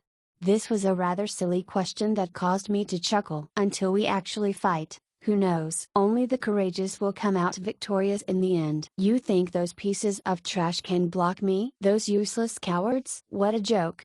We finished our combat preparations after a few minutes. I put on my armor of ice and snow and held a shiny silver hammer that had materialized out of midair. The ancient bone dragon Grya descended from the sky for me to ride on her. Right, Harlois, since we're facing an undead emperor, should we shout for the holy light at such a time? But why does it feel so wrong? It somehow feels too unlucky. Ridiculous. Back in the year, we were the unlucky ones that others charged at to attack, all because of the situations you forced us into. Did you ever bring us good luck? As expected, asking you was a mistake. You're shaking our forces' morale before the battle. I'm going to have you executed, you silly cat. I doubt our forces' morale will be shaken at all. Just look behind you. When I looked behind me, I saw that the wood spirits had finished their combat preparations as well. These young appearing girls entered their powerfully enhanced outer shells, their soft-seeming eyes filled with the resolution to defend their home. Now that their mother and home were threatened, these wood spirits had prepared themselves to leave the safety of their forest for the sake of defending everything dear to them. For mother. For our pine cones. For my bone collection. Nobody is going to take away my lich rib bones, skeleton finger bones, and abomination skulls from me. I shook my head rather helplessly. Just as how parents never understood their children, I was destined to never understand these young ones, either. After some hesitation, I spoke softly in a voice that only I could hear. For Amelia. Hey, I heard that. I'll be telling Amelia. Whoops, I seem to have forgotten that the hammer I was holding was that damn silly cat's transformation. HMPH. I heard that as well. Fine then, Grya was currently right under my crotch. Even though I was supposed to be doing something as cool as riding a dragon, why did my description of it sound so awkward? I also heard you, that's enough. Why the hell is even my system joining in? Isn't it too overboard that you only think about how to make me suffer with your comments every day? Can't you do something proper and learn from other protagonist systems for once? Are you certain? Actually, I was considering whether or not I should change myself into a limitless system for challenging the main gods. If you don't complete your quests, you'll be deleted. For your first quest, how about challenging Ayer to single combat? I apologize. Please, no. That's no different from suicide. Hey, we're about to start fighting. Can you be a little more serious? Alright then, even Grya was getting tired of me. Note, 1. Ed/N, area of effect, or AO, is a term used in many role-playing and strategy games to describe attacks or spells that can affect multiple targets within a specified area. Source, League of Legends Wiki, Chapter 285, Shameless Bone Dragon. Dark clouds blotted out the sky. It would seem that whenever there was a fight against a super boss of this level, a dark environment such as this was only natural. Black dust drifted down from the sky. It contained a hint of corrosion that obviously wasn't conducive for healthy air. Large complex spell arrays were visible even from here as the semi-god undead emperor, who was floating in midair, manipulated that death magic forbidden spell of his which would drain all life. Before us was an endless sea of undead. Of course, also had others he could rely on in order to dare to directly cast a forbidden spell. Thanks to the undead lords Gricasio and Phaemon slacking off, the undead army's accumulation had reached a state where just their number alone took up most of this small area. The constant reorganization and training that these undead did while waiting was the best pre-combat preparation for them to become slaughtering machines. Once the semi-god undead emperor descended, any idle chatter or slacking off vanished completely. Also was watching them. Under the lead of Liches and Death Knights, The undead had completed their military formation as they rushed our vanguard. A random assortment of skeleton soldiers that were barely under control was tossed out in front as their vanguard. Their tiny souls were filled with nothing more than the desire to destroy everything in their path. This countless sea of skeletons charged towards their enemies, enjoying the feeling of slaughtering or being slaughtered. This entire area was filled with the clacking sounds of bones against each other. Since skeletons were far too low level as a troop, no matter how many of them were lost, it wouldn't hurt at all. More skeleton soldiers than any other troop type had been teleported over. Their number couldn't even be described using the word endless. My entire vision was filled with grayish-white bones. The clacking sound of bones served as the angry roars of war for this otherwise silent army. An ordinary skeleton soldier wouldn't even be able to defeat a slightly trained farmer in a one-on-one fight. However, one definitely couldn't underestimate the skeleton swarm. That endless sea of skeletons was forever the most fearsome part of the undead army. As long as they were sufficient in number, even ants would be able to overcome an elephant. Not to mention that I could also faintly make out that special skeleton troops and high-level undead were mixed in among them. The overconfident would be given a deadly lesson. The undead army, which consisted of over 90% skeletons, started spreading out, with dangerous skeleton archers, skeleton mages, skeleton knights, skeleton assassins, skeleton giants, and various distorted skeleton beasts mixed in among them. This earth-shaking army was sufficient to make any courageous warrior feel afraid, and any that died while fighting the undead would become yet another member of the skeleton army. In history, countless powerful countries and heroes had perished to this lowest level of all swarm of skeletons. But, today, these skeletons were destined to meet their most dangerous mortal enemy, an existence who had specially evolved to counter the undead's low-level swarm tactics. Humility of the Seven Virtues,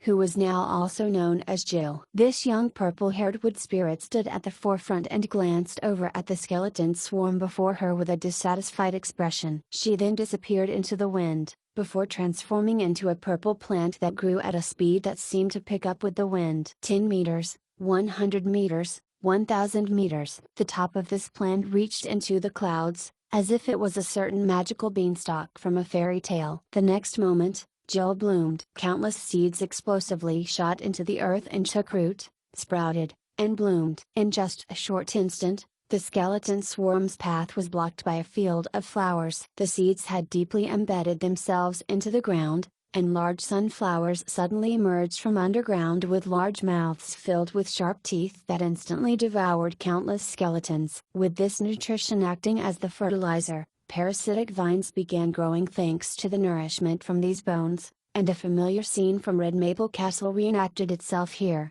with the reappearance of a frightening piranha plant garden. Just like my 7 deadly sins that were still undead, the 7 virtues were both a unique species of their own as well as wood spirits. However, the difference between the 7 virtues and a normal wood spirit was like the difference between a 7 deadly sin and a normal skeleton soldier. Fine then, perhaps I should say that apart from their physical appearances being similar, nothing else was same at all. Humility had been born as a moving piranha plant garden to deal with Bridomar's low-level skeleton swarm tactics. And now, the current humility was no longer an assassin who could only ambush others from the shadows. She was now a moving wood spirit fortress. Piranha plants and magical vines were familiar members of her garden, while pea shooters that shot all sorts of magical projectiles, suddenly erected firm nut walls, and various other plant types from Plants vs. Zombies could all be seen. Every magical projectile was capable of exploding a large group of undead. A sea of magical plants would deal with a sea of skeletons,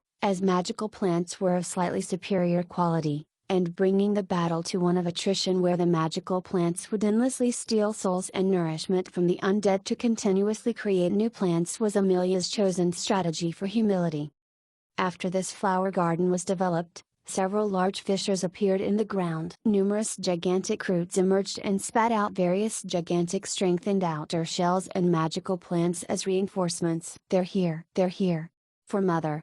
The wood spirits cheered as they jumped into the gigantic strengthened outer shells. With this flower garden and their mother forest support, Plant puppets as tall as mountain giants resembled historical beasts from epics stood up. They began attacking the undead that were being restrained by the flower garden. Skeletons began fighting with plants, liches and pea shooters exchanged ranged attacks, abominations and vines began melee battles, and green plant giants went on a rampage, stomping hordes of undead to death with each step. But then arrived a bone dragon, who knocked over a grain giant. The battle was currently at a stalemate. It appeared that the wood spirits might even have the upper hand. However, I knew that the undead still retained the advantage. Most liches and great liches were still hiding in the rear safely. They were either using all their power to connect to the other undead planes to continuously summon new undead or simply summoning undead from the energies. Some were constantly casting death magic on the undead to heal their injuries as well. Meanwhile,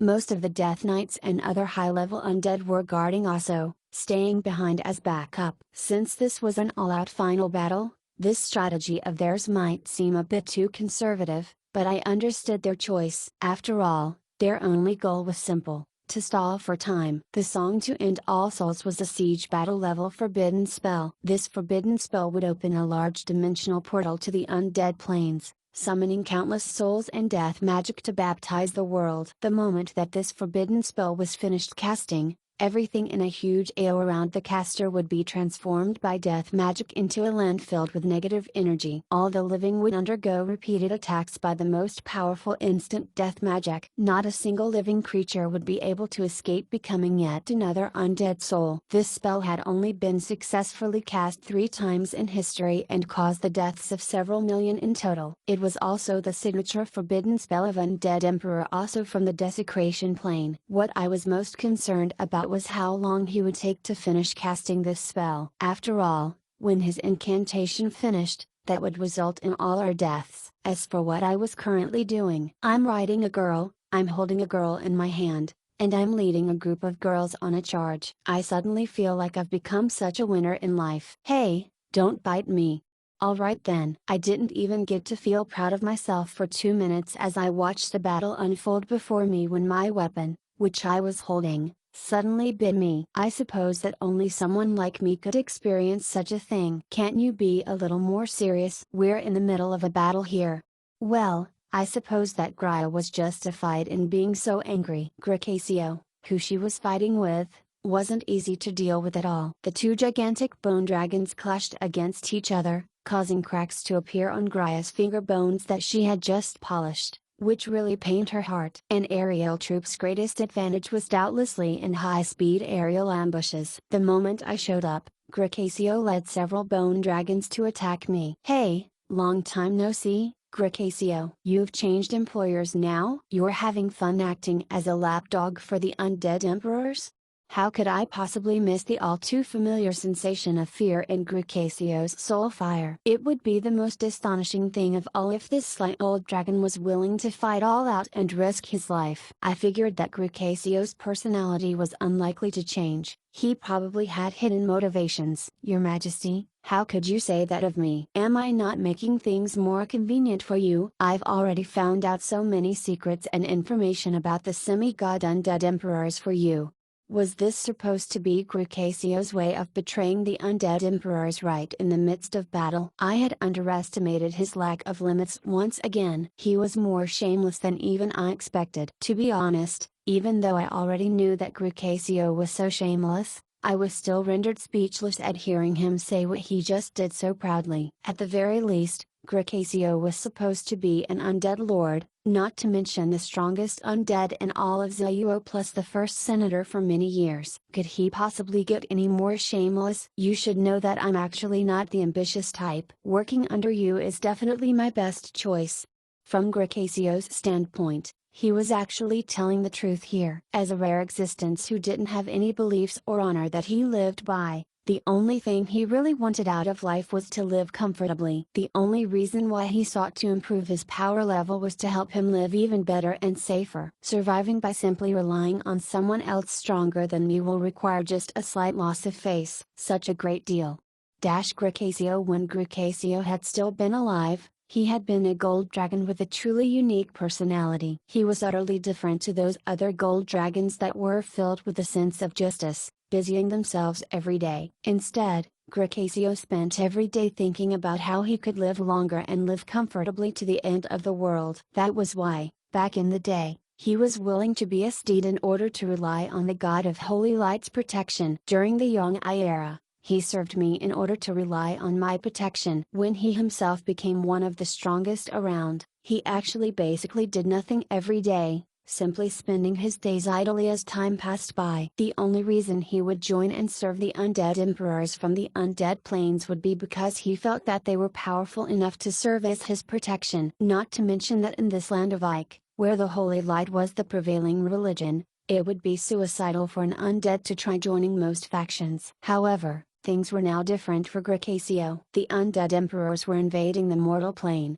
which doubtlessly meant tremendous large-scale battles. Since Gricasio could freely move about in the mortal plane, he knew that he was likely to become part of the frontmost vanguard. As an old bone dragon who was a lover of peace, self-proclaimed, this was far too dangerous for him. Whoops. He meant this was too unjust. How could he stand for such a thing? Gricasio had also heard about what happened in the Northlands. He detected traces of that person's familiar plots and trickery, and also heard about how the undead were capable of living out in the open under the sun there. In that case, perhaps the Holy Church was no longer the only option available to him in the mortal plane, and he could choose another way of living that would be the most relaxing and safest for himself. Perhaps he could even sleep out in the open on a street and bask in the sunlight one day. Gricasio felt that he would definitely sleep wonderfully if he tried it out. Your Majesty, I have all sorts of information on all the various undead emperors. As long as you give me a safe territory and try to refrain from sending this old dragon into the front lines of battle, I shall serve you loyally once again. Besides, I believe that you currently need my assistance. I never knew that an immemorial bone dragon could smile in such a depraved fashion. Meanwhile, behind Gricasio was a black spell array that was continually increasing in size. It was tremendous to begin with already. Undead Emperor Osso's forbidden spell was a ticking time bomb. Gricasio, you bastard! You're a shame upon all dragons. Can you have at least a little pride as a dragon? Even though Gricasio's betrayal of the undead emperors was beneficial for us, even Gria was unable to withstand Gricasio's shamelessness. It's better to be alive as a coward than dead as a hero. Little Gria, all of those famous and heroic dragons from our generation are now nothing but dust, while someone like me that you refer to as a shame upon dragons is still living just fine. What's reputation supposed to be? Can I eat it? What's a dragon's pride supposed to be? Can that help me live forever? I have just one question for you. Can any of these formalities help me to live longer? Gricasio's words seemed to have some twisted logic to them that rendered me speechless. Gria also paused in surprise at Gricasio's utterly shameless words. Or, perhaps it would be more accurate to say that she was completely blocked off from saying anything more due to his lack of shame. Fine. Show me your sincerity. How about being my steed again after all this is over? As for me, I quite welcomed someone who knew which side he should be supporting. I knew that your Majesty would be magnanimous. Steed? Wonderful, this is what I'm the most skilled at. I still have a saddle left behind from Zayuo that I've been keeping as memorabilia. I promise it's quite comfortable to ride on. The delighted Gricasio immediately turned around and started smashing himself into the other bone dragons, spewing out dragon breath at his own former undead army. Even the typically silent undead army was thrown into a huge commotion by this. The sudden turn of events shocked Feynman so much that even his chin bone fell off. This was utterly unexpected. The death knights that suddenly surrounded him was the best evidence that Feynman was now in an awkward position as well. Meanwhile, Osso, who was in the distance, laughed out loud. No undead emperor was any kind person filled with trust, so how could he have possibly not been on guard? He didn't stop his incantation at all, but pointed with his finger bone and lightly flicked the air using the dense power of death magic. Grrrl! A magical accessory that Gricasio had obtained from Osso exploded, causing Gricasio to fall out of the sky, injured by the sudden explosion. When he fell, he smashed a large amount of undead to death and created a large hole in the ground. The Emperor is the mightiest. Damned Gricasio. I knew he was unreliable. My lord, please know in your wisdom that I knew nothing about what Gricasio was intending. I'm your loyal and wholehearted follower. Feynman was eager to prove his innocence and obtain recognition as he attempted to suck up to Aso. However, Feynman didn't notice the displeased look on Aso's face. The explosion Aso caused just now was far smaller than he'd expected, yet that powerful bone dragon had fallen too quickly and pitifully. At the current moment, I was clicking my tongue as well. That damn sly old fox. Just like Aso, I had seen through the bone dragon's acting. Gricasio was simply pretending to have fallen. So shameless, so contemptible, so base, so uncaring about his own reputation. It's better to be any dragon other than Gricasio.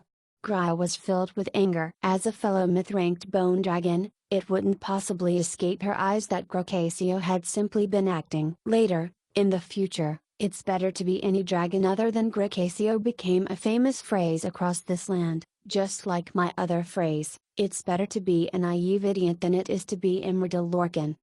Forget it. I never counted on this bastard to begin with. Who would dare ride such a steed? When I looked over at Aso, he, too, just happened to look in my direction. There was no mistaking his killing intent. What was about to happen next would definitely be a hard battle. And, so, I moved my thumb across my throat, which represented my intention to take his head. "Senior, let us have a fun battle to the death." I used this method to express my respect as a junior to my senior. Meanwhile, Aso responded with uproarious soundless laughter via soul communication. "Death shall accompany us for eternity. And you shall be the first to embrace death. Senior, please speak something I can understand." "Brat, you're dead."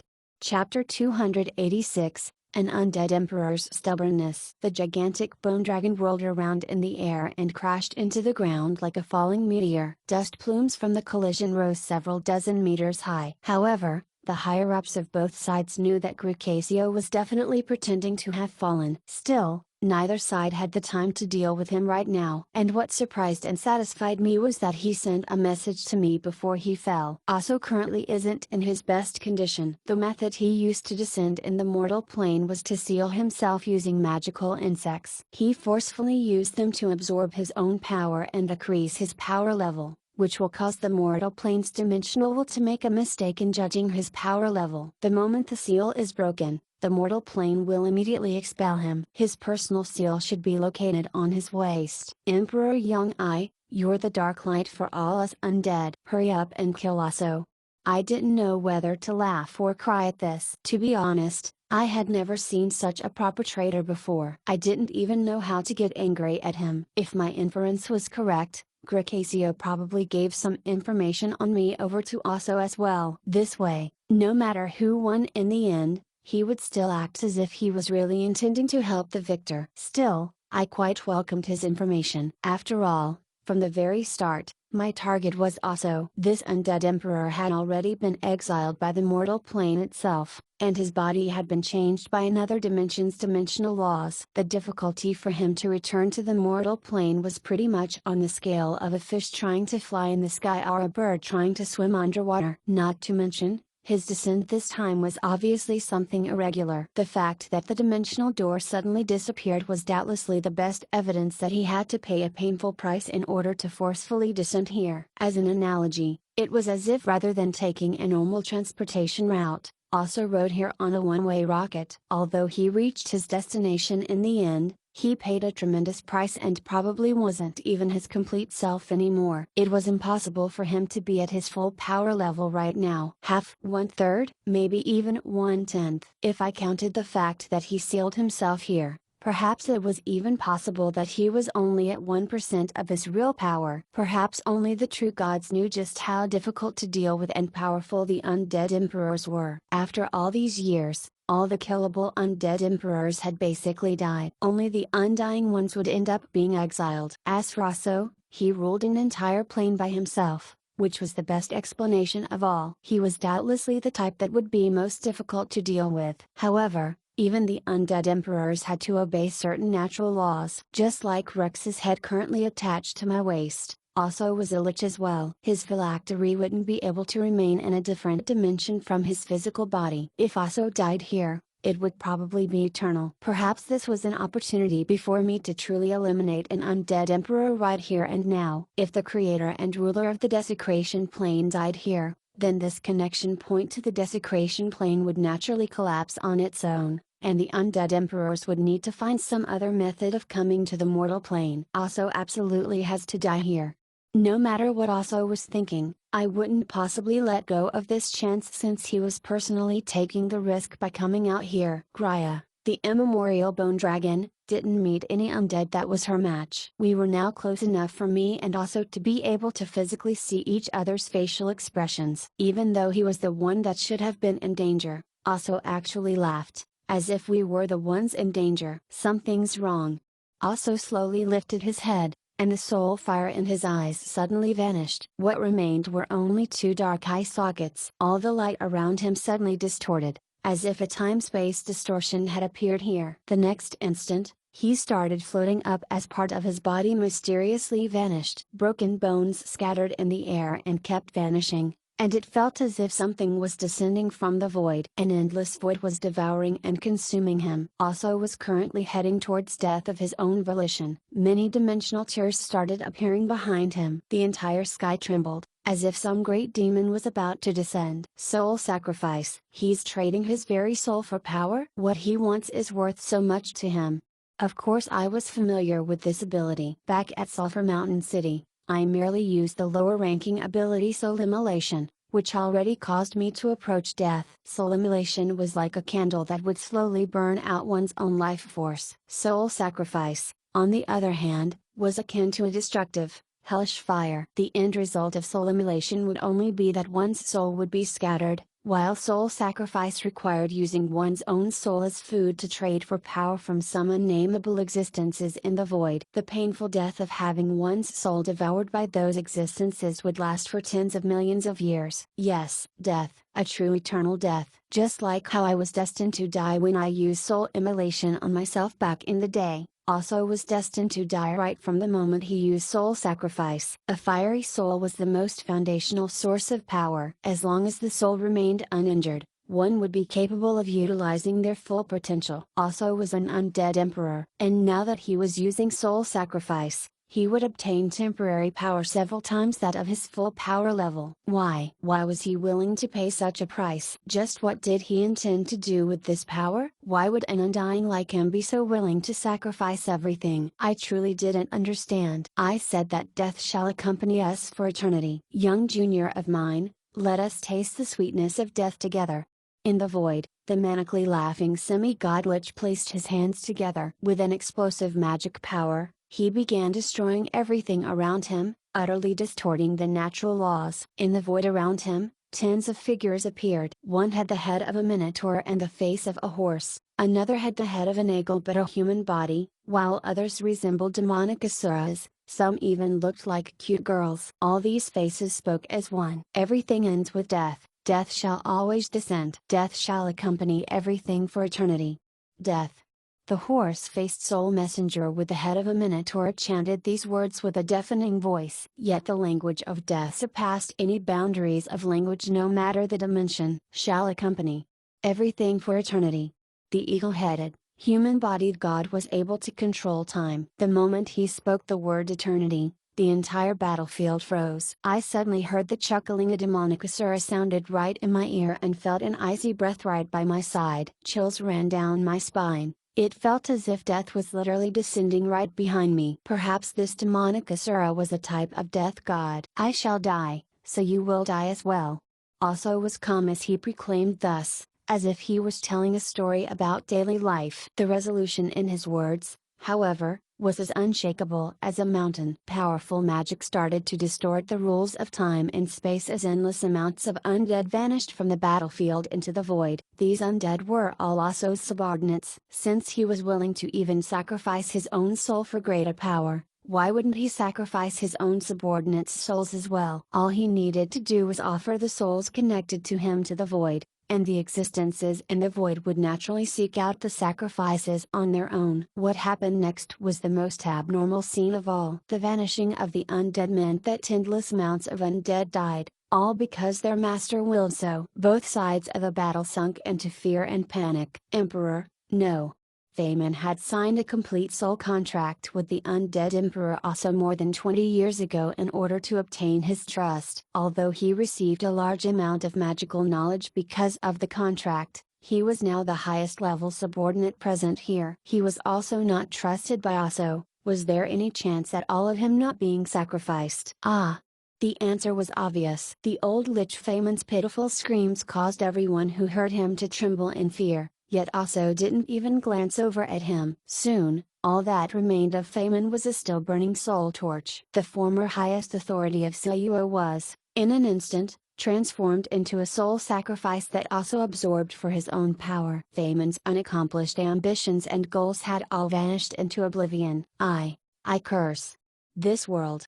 Feynman, who was pitifully screaming, didn't manage to finish his curse. However, it was easy to tell from the maniacal look in his eyes that he was cursing all lives to perish together with him. Osso had made the decision to toss all these souls as nourishment for his soul sacrifice in order to power up his forbidden spell. On the wide, open ground, the multitudinous soul runes had finished being inscribed, while the soul messengers were opening the doors to the gates of hell. A curse of death, with endless amounts of enmity for life, was about to arrive in the mortal plane. All the living would soon be the dead. This forbidden spell that should have required another 10 or so hours to complete was actually finished in an instant with the power of the soul sacrifice spell. With its completion, all that remained of undead Emperor Osso was a manically laughing skeleton head. Ha ha ha, I finally done it. I finally done it. It was worth everything. Everyone else on the battlefield could only stare as all this unfolded. All the undead emperors are insane. Girls shouldn't say dirty words. Although I was telling that to Harlois through our soul connection, I had no way to counter what she said. It would seem that Osso was truly, utterly insane. What was with him wanting to kill everything together with him? The song to end all souls has been completed. Even I could do nothing. Time had been frozen, and I was unable to move. How could I possibly prevent all this? Osso finished the final incantation and completed his song to end all souls. Soon, the dimensional doors to the undead planes open, and the power of death would baptize this world. Not a single living creature would be spared, including even me. How is this possible? Why has this happened? I still had too many things I hadn't accomplished yet. How could I possibly allow myself to re-enter the cycle of reincarnation just like this? Besides, if I died here, what would happen to our goals? I still had far too many things I wanted to do. I won't stand for this. I definitely can't be stopped here. If I die, what will happen to my country, my goals? This time, I'm no longer by myself. Silver flames tore through all the magic restraints on me, while freedom returned to me with the power of ice. Were undead emperors all insane? Could only the insane reach the peak? Fine then. Let's have a competition to see who's more insane. An eternal eon of ice shall arrive, which shall end everything. I began uttering the icy and forbidden spell which would bring eternal sleep. A world of snow and ice descended upon us. After all, only a forbidden spell would be able to fight against a forbidden spell, and since my mana was insufficient to pay the costs for this forbidden spell, I would simply have to do the same as Osso and pay with my life and soul. Soul fire began burning in my eyes. Who cared? Wasn't it just burning up my soul and competing in life force? Wasn't it simply being devoured by the void for tens of thousands of years? I'll play with you to the end. Until I reach my goal, I'll always crawl back up from hell or the river Styx as many times as it takes. Ha, what an amusing junior. Alright then, I suppose I should stop joking around with you. Since you were respectful enough to address me as your senior, then I'll go ahead and give you this gift as a present from senior to junior. Just as I was about to use my own soul as fuel for my forbidden spell, I received an unexpected message from Osso. It contained vast amounts of valuable magical knowledge and even included the ultimate forbidden spell he was casting, the song to end all souls. I was busy being astonished by the content of the message I just received and stopped attempting to exchange my soul for power. Meanwhile, the song to end all souls suddenly changed its form slightly. Numerous portals to all the undead planes opened wide. However, what came out weren't souls filled with negative energy, nor did death arrive for everyone. Bzzz. Along with a tremendous buzzing sound, 6 black pillars of light covered the skies. Indeed, They were the exact same as the earlier black pillar of light connecting the mortal plane to the desecration plane. These were six-dimensional doors connected to the six undead planes that were invading the mortal plane. All six-dimensional doors were wide open, and untold amounts of undead swarmed into the battlefield. It was then that I understood everything that just happened thanks to the magical knowledge I received from Osso. The Song to End All Souls was a siege battle level forbidden spell. It would open a large dimensional portal to the undead planes, summoning countless souls and death magic to baptize the world. The moment this forbidden spell was finished casting, everything in a huge AO around the caster would be transformed by death magic into a land filled with negative energy, and all the living would undergo repeated attacks by the most powerful instant death magic. Not a single living creature would be able to escape becoming yet another undead soul. That was the understanding that Harlois had of this spell. Although she was close to the truth,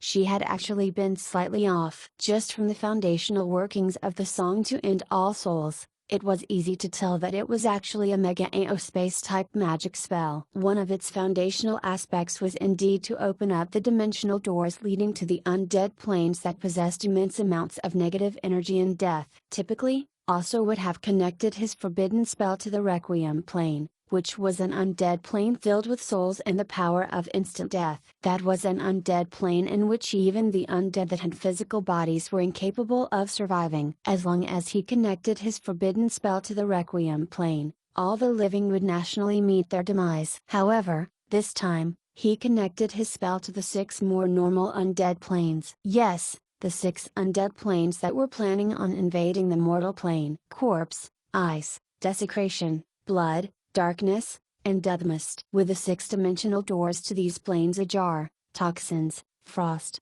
plague, and many more elements of death entered the mortal plane. Along with the undead armies, the undead calamity had arrived. Osso finally closed his eyes for eternity, in satisfaction as he watched all this occur. His skull, which was all that remained of him, dropped to the ground. That was the only thing he left behind. Undead Emperor Osso, an existence which anyone in the world would fear, had perished. He had sacrificed his own soul to forcefully open all the dimensional doors to six undead planes. He borrowed the unsteady nature of this area to allow a forbidden spell that should have only been able to connect to one plane to connect to six planes instead. Behind these six-dimensional doors were 12 more undead emperors ready and eager to get into the action. Although they would still be unable to personally descend right away, most of the undead armies from the six combined undead planes were now able to directly descend. This was a huge problem for the mortal plane. The undead calamity has arrived. Your legend ranked quest battle of two dragons has failed. 20,000 fate points have been deducted from you as a punishment. Legend ranked quest infighting amongst three snakes has been activated. Please hurry to the cloud tower to continue the main storyline quest as quickly as possible. System notification. For once, things don't seem to be your fault, so there's no punishment for you apart from a fate points deduction. But if you keep taking your time with this, you won't need a punishment anymore. All I could see was an endless sea of undead. My feeling of depression and helplessness caused me to not know whether I should laugh or cry. Undead Emperor also gave me an incredible gift of knowledge. Not only did he give me all his magical knowledge as well as past experiences, I also learned why he made such a huge sacrifice. However, now wasn't the time for me to be mulling over such things or feeling empathy for him. Damn it, he pulled one over me. Throughout the years, this was the first time I had lost so pitifully. The senior undead emperor taught me a painful lesson using his experience. From the very start, he had intended to sacrifice himself after descending to open up six-dimensional doors connecting to the undead planes. No matter what I did, this would still have been the final result. No, the only difference was that because I voluntarily came out and attacked, I actually trapped myself, heavily surrounding myself by undead. The senior used himself as bait to make the junior suffer incredibly so. I could see nothing but an endless undead army. These were the elite undead soldiers from six combined undead planes. These ancient undead warriors that swore to take back everything they had lost had no sympathy, no strategy, no pity, or even anger. All they had left was loathing for the living and a desire to slaughter. Their black battle flag was right before me. At this instant, I understood the undead emperor's final action. He didn't want everything he had ever learned to be lost, so he gave all his knowledge to me, the only possible recipient who could accept it. And if I can survive this gigantic army's onslaught, I'll be a passable successor in his eyes? Oh man, what a strict senior he is.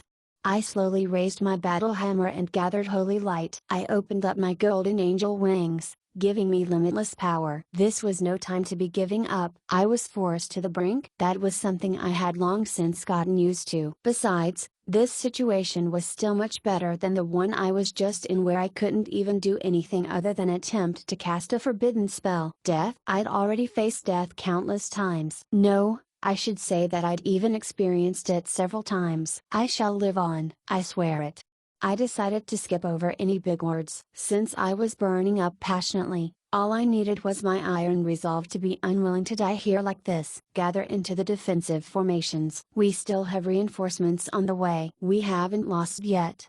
I shouted as I gathered the wood spirits into solid defensive formations. As for whether or not we really had reinforcements, I wouldn't know. Perhaps the Bardi Empire's security forces would come here to take a look, so I wasn't completely lying. After all, I first had to raise our morale for us to have hope in persisting. However, boom. Boom.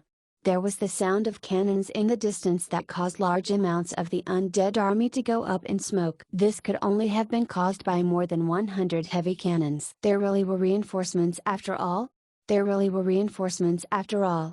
Only when Harlow's retort overlapped with my astonishment did I deepen my understanding of just how well this silly cat understood me. I turned around to look and felt incredibly moved. Before my eyes was the Borealis's familiar blue and white paint, while the Mizar, too, was such a reassuring sight with its cannons that were firing upon the undead. They're finally here. Weren't they reinforcements that came from far away? When I calculated the time, they should have arrived long ago. However, they weren't our only reinforcements. There was a welcome surprise, too. A bone dragon was struck down by those gigantic figures in the sky that were displaying their outstanding slaughtering skills. With one spewing of dragon breath, a large patch of undead would be cleared. More than 10 dragons using dragon breath together caused the entire ground to fissure, with everything both living and non-living transformed into nothing more than scorched earth. Dragon Knights? Hayland is here as well? Those dragons of an assortment of colors began attacking this visiting undead army from the undead plains. The Dragon Knights had made their decision. Perhaps it was the mono waves sent out by the forbidden spell that drew them here. Regardless, the Dragon Knights were currently fighting with their backs to their own home city. They were following ancient knightly traditions, and at this moment, they had the resolution to pay any price necessary. Your Highness. Not only that, but a red dragon landed next to me, bringing my companions Crows, Eagle Storm, Yawn, Cohen, Lilith, and the others. They had all arrived. They all unsheathed their sharp swords. Even if the number of opponents we were facing were endless to the point of despair, my companions were all filled with combat fervor while retaining calm expressions. Yes, just like me, they had also experienced brinks far too many times. Be it Sulphur Mountain City, Red Maple Castle, or Anchiwan, we had experienced such things together. How could this type of battle possibly cause them to lose their calm? Wait a moment. Boss, why is everyone calling me wait? Alright then, even at such a time, Bei Feng sharply detected that there was something different about his treatment and immediately protested. Stop wasting everyone's time. Wait, get out of the way. Wait, remember not to drag us down. Wait, stop intentionally changing the mood of the scene. Be a little more serious, we're in the midst of a battle here.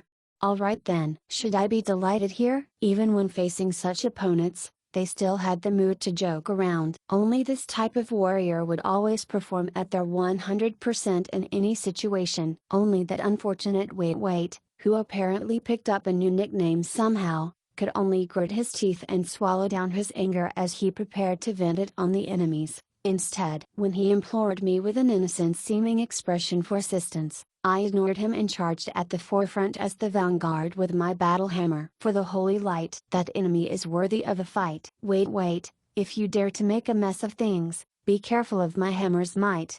Chapter 287, Justice. From Aso, I learned of a story that had been seldom told before, how he had walked the path from nothing to the peak, from a nobody to a semi-god undead emperor. An equally few number of people knew about the true, Illustrious history of the undead kingdom that arose after the immemorial great demon empires. Thousands of years ago, there once existed a country that had now long vanished in the tides of time, the Tark Republic. A republic? Indeed, it was a country founded by escaped slaves, farmers who had lost their lands, and artisans who possessed nothing. It was one of the rarest types of countries of all, a country without a ruling class. Perhaps this country had never been recorded in history mainly because it was a country of undead and magic. Aso F. Melanton was Aso's real name. Slaves weren't supposed to have family names, and he only obtained the name of Melanton after he was freed. Melanton was the family name of the priest who had saved him from slavery, and F was a special middle initial commonly used in the Tark Republic to represent a person's freedom from slavery. Yes, that's right. The powerful undead emperor also had been born as a lowly slave. I was born as a slave to serve the great demons. When I'm old enough, they'll eat me. That's all the value I had in life. The great demons had personal power levels, natural talents, and cultures far surpassing that of humans. Humanity nationally became their livestock. With traditions and culture breaking down for humans, it would only take 3 or 4 generations for any intelligent creature to be reduced to the primal times. Even thousands of years later in the present, plenty of great demons still had the hated habit of eating humans. This was the best evidence that they were related to the ogres who also ate humans. Slave, servant, thing, and backup food source. This was the life set out from Aso. Aso had been forcefully injected with such a way of thinking ever since his birth. He also used to treat this as his only value in life. Until one day, "Don't eat my mother, damned monster."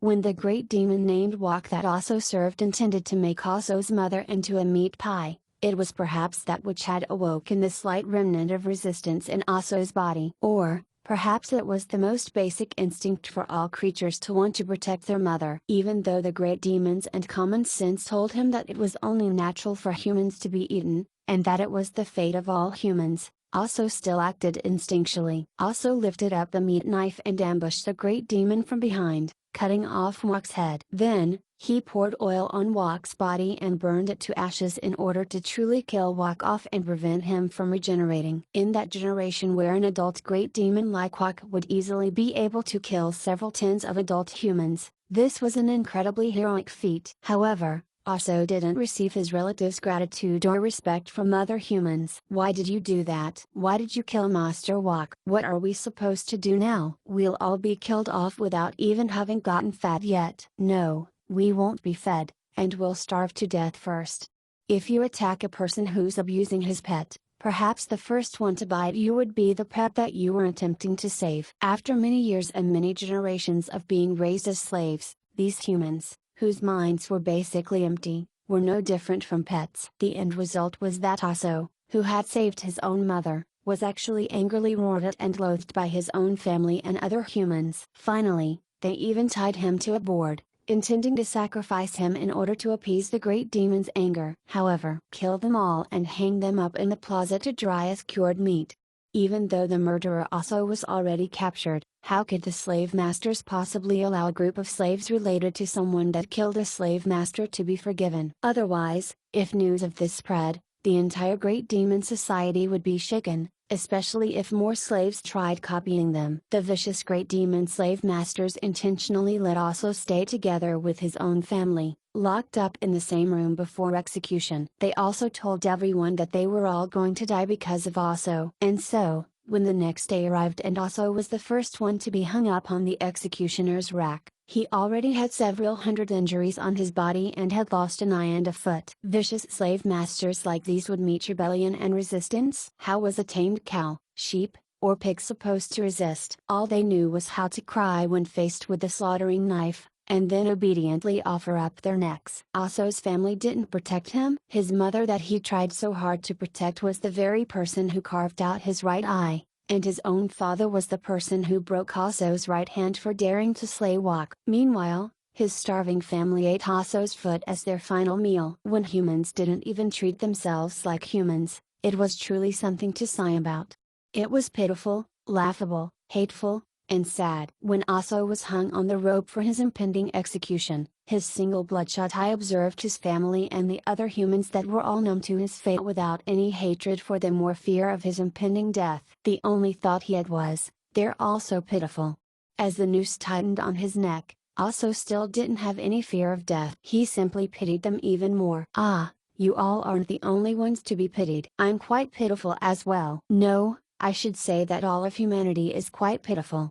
Right before Aso lost his consciousness, he saw a black flag waving in the distance. This flag was a strange flag with a black hand holding a lamp. Under the flag was a group of black-clothed people with strange appearances. "Child, are you all right?" When Aso finally woke up again, he discovered that he had been saved by a group of strangers. They called themselves the Black Will, and seemed like a strange group to Aso. They told Aso that humans weren't born just to become food for the great demons. They told Aso that each human had the responsibility to fight for their own survival. They told Aso that ogres and great demons could be defeated after all. They told Aso that not every person had the courage to fight, and that they came just for him. These black-robed individuals gave the young Aso a choice. Either he could continue staying together with his family, and they would help him to find a safe valley to live in, or he could choose to join Black Will. Aso took one final glance at his family whose expressions were filled with fear and blankness. How could a natural-born predator like him possibly stay together with cattle and sheep like them? Aso unhesitatingly chose to join the Black Will. "Idiots, we are justice." The Black Will had gotten used to using that as their catchphrase to talk to other humans who were numb to their fates. This seemed like an angry denunciation of others, but, in truth, it was filled with hope as well. They hoped that their fellow humans would be awakened. But, most of the time, they received nothing but blank looks. They wouldn't force anyone to join them, either, as that would be bad for everyone. Despite being betrayed countless times by fellow humans, they still chose that as their catchphrase. However, only those who willingly resisted on their own would be able to become their companions. Otherwise, it would be better for those who couldn't resist continuing being cattle and sheep. After that was a bloody battle that lasted several hundred years. The slaves had no will to fight, no matter how strong or fattened they were. They remained simply as cattle and sheep waiting to be slaughtered for food. Even those that awakened to becoming tigers or cougars instead of cattle and sheep still didn't have any resources to help them become stronger. They had no weapons to fight with. Things were truly difficult. Meanwhile,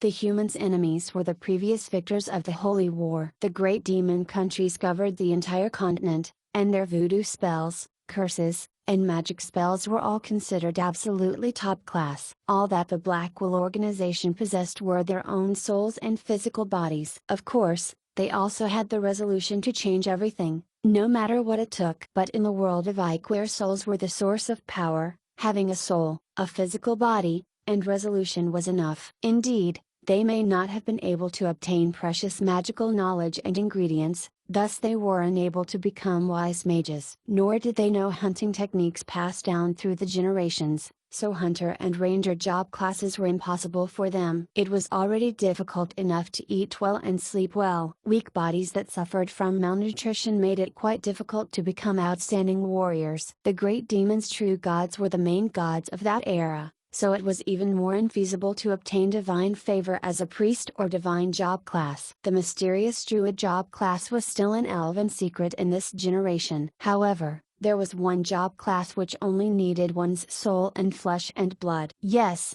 the job class known as the undead mage. This so-called evil job class known for toying with souls and flesh and blood had long since been forgotten that it was the job class that represented hope for the entire human race. Perhaps it was a joke by some demon, or some secret plot by a certain death god, but part of the knowledge regarding undead magic that came from the far ancient demons was obtained by the Black Will. They then spread this knowledge to all who were willing to resist against the great demons. The Black Will's pitch-black flag of a raised lantern came from this as well. They viewed themselves as the guides for humanity in a pitch-dark night to firm humanity's resolution. Also was the same. He was only 12 years old at the time when he joined the Black Will and began learning undead magic as a dark warrior. The Black Will allied with the elven species and traded for precious magical knowledge from the annoying long ears. They sowed seeds of discord warred amongst the great demons' countries, pitting them against each other. They used evil blood sacrifices to appease true gods not associated with the great demons,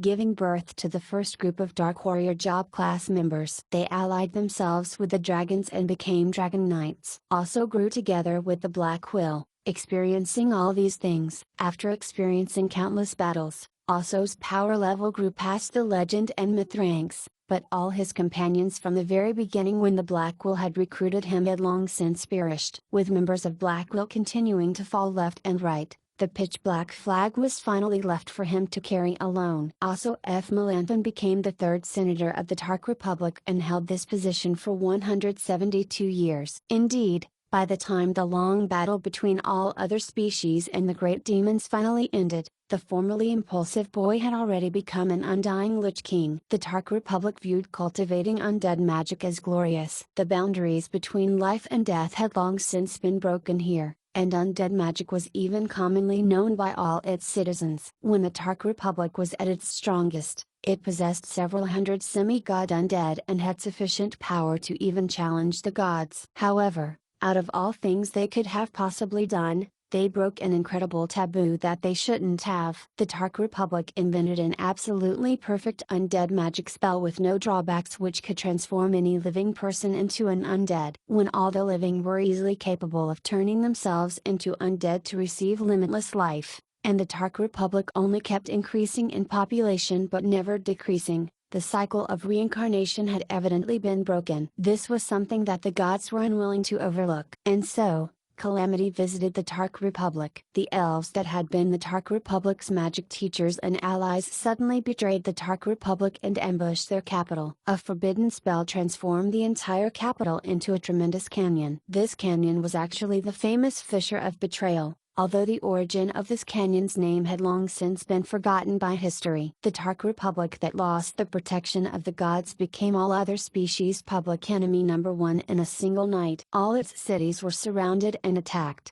and the Dark Warriors lost their divine powers. The dragons mysteriously abandoned the Tark Republic. Only the undead mages were still capable of fighting. Death Knights hadn't been born as a species yet at this time. The top undead mages weren't in any way weaker than the strongest halven mages and could definitely hold their own. However, they ended up meeting their mortal enemy. The elven mages made a new discovery during the war against the Tark Republic. There was a special golden energy and ringing sound that could directly turn any undead into nothingness. Yes, that was the original form of the holy light. Luckily, or, perhaps, unluckily, an undead archmage discovered a way to open dimensional doors and even succeeded in teleporting to other planes that possessed only negative energy and death. These became the first few undead planes to have been discovered. The few remaining elites of the Tark Republic escaped to these undead planes as their combined enemies were far too strong for them to stop. The perfect spell to transform anyone into undead was put into use once more here as no living person could possibly survive in the undead planes. Every living person of the Tark Republic willingly chose to become undead. The elves betrayed them, the dragons betrayed them, and the gods plotted against them. Undead magic had once represented glory and freedom, while the origin of holy light had such a story behind it that couldn't see the light of day. With all these factors combined, it was quite natural for this piece of history to have been forgotten, as history was always written by the victors. Was it Osso's nostalgia for his home country? His hatred of all those who betrayed the Tark Republic? His fondness for his people? Or was it simply being unwilling to be forgotten, and that he didn't want the Tark Republic to be forgotten by history? Osso had unhesitatingly sacrificed himself to build the portals necessary for his people to return to the mortal plane, along with giving me his memories and experiences as the final evidence that he had once existed. Perhaps, it was to make his junior learn about this already forgotten country and its justice. Hordes of undead arrived through the 6 wide-open dimensional doors like an unstoppable flood. All the undead from these 6 planes had all sorts of different appearances and species. However, they all came from the same original place, the Tark Republic that had already been forgotten for millennia. Today, these forgotten ones had returned. They proudly lifted their pitch-black flag of the raised lantern and, in unison, shouted out that same old catchphrase with a deafening roar. Idiots, we are justice. Chapter 288, working for the interests of one's country and a choice. Nobody could have expected that right after the war against the Beastmen ended in the Northlands that next year's spring would have so many major events in succession. All of them were long-term events that would have major impacts on the entire world. When did these changes start occurring? Was it when Undead Emperor also personally descended and sacrificed everything, which made the undead invasion utterly unblockable? Was it due to Amelia's coincidental arrival at Port Victoria and unintentional creation of the wood spirit species? Or was it due to Roland and Ayer who rushed here and allied with various true gods, making a world-shaking proclamation? At the time, probably nobody could predict the future. The most important thing of all was that there were 6 black pillars of light-absorbing souls here. When also used his own life to open up all 6-dimensional doors to the 6 undead planes, countless undead silently arrived from these dimensional doors, and the scariest undead calamity had arrived. Next to the pillars was a pitch-black battle flag that waved in the wind. Black-robed knights rode on the skeleton warhorses, and there were hordes of liches equipped with bone staves. There was a sea of skeleton mages, and hundreds of great liches floated across to the mortal plane. The amount of undead casters arriving was far above the norm for an undead army. These undead were in no hurry at all, they merely organized themselves into squads. The undead filled all corners of my vision with no end in sight. The elite undead had accumulated for over thousands of years in the 6 undead planes and now continually arrived with constant reinforcements. Although I recognized countless high-level undead troop types, there were also many I did not. Numerous imposing gigantic undead beasts made the earth tremble with every step they took. It seems like we probably won't win. We definitely didn't lack combat strength on our side, with 2 aerial battleships, Borealis and Mizar, plus the wood spirits and 20-ish dragons, more than enough to conquer a small country. Still, that was no guarantee of victory against this endless stream of high-level undead. If only my red hunting hounds were here, or if only I could use the infallible Defender, then the result would definitely still be the same. Just look at how many liches there are. Look at all those complete and orderly combat squadrons. No matter how strong your red hunting hounds are, they're only 1 military squadron in strength, while we're facing the level of an undead empire here, not to mention 6 combined empires' total strength. Only your young army from when you were the strongest might possibly be a match. No, since there were too many internal factions within the young army, while our current enemy is far more highly unified, with liches being as common as dogs and myth ranks everywhere, even your young army would probably lose in the end. Alright then, the silly cat already made it her innate nature to retort at everything I said. Still, everyone present knew that what she said was the truth. Our opponent's strength far exceeded our expectations. When an ancient undead kingdom like the Tark Republic was reborn, and when they chose to return to the mortal plane, they became a force that no single person or military squad would be able to deal with. Their opponent would definitely be the entire world. However, I stared at a certain person. Why are you looking at me? Don't you all know that a true god's incarnation in the mortal plane can only reach a semi-god's power level? What can one semi-god possibly do in this situation? Although I didn't know why Ayer sent his incarnation here, it was evident that the scrolls attached to his waist were no ordinary objects. Perhaps they had the power to change the combat situation, not to mention semi-god. A mere semi-god can defeat the powerful goddess, the Queen of Storms, in a single attack? Who the hell do you think you're fooling? Alright then, nobody actually dared to say that out loud, but it was quite obvious that everyone who had traveled together was thinking this. It was written all over their faces. Cough. These are simply the basic dimensional laws. Even I must obey them. Rather than saying that I defeated little Angie, it was more like I scared her away. Ayer was already being quite kind to explain things to us. What else were we supposed to say? But, from how I saw it, Ayer's expression seemed to be a bit off ever since he arrived here. Ayer's expression was quite complex as he kept glancing over at where Osso had perished, leaving behind only his skull. He seemed to be waxing nostalgic as well as hesitating about something. Finally, He sighed helplessly and didn't do anything at all. Perhaps other people thought that he was frustrated about the undead calamity, but I just received Oso's memories and knew that the origins of how the Blackwell learned undead magic were shrouded in mystery. There were rumors in his memory that the Blackwell either learned undead magic as a joke by a demon or due to a certain death god. And if it was the latter, anyone could figure out that it must have been Ayer using even their need to think about it. I was intending to say something, but Ayer seemed to see through me as he slightly shook his head and clapped his hands lightly. And then we were now in a familiar forest,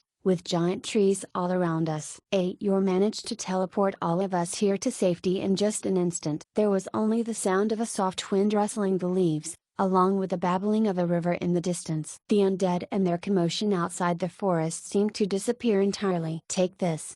I caught what Ayer tossed over to me. It was half a skull, the only item that also left behind of his body. Since he gave his memories and experiences to you, why don't you take this as well? After some processing, it should be, at the minimum, a semi-god equipment. With that fellow's personality, he hates being lonely and is afraid of being forgotten by others more than anything. Let him keep his name through the ages in another fashion like this.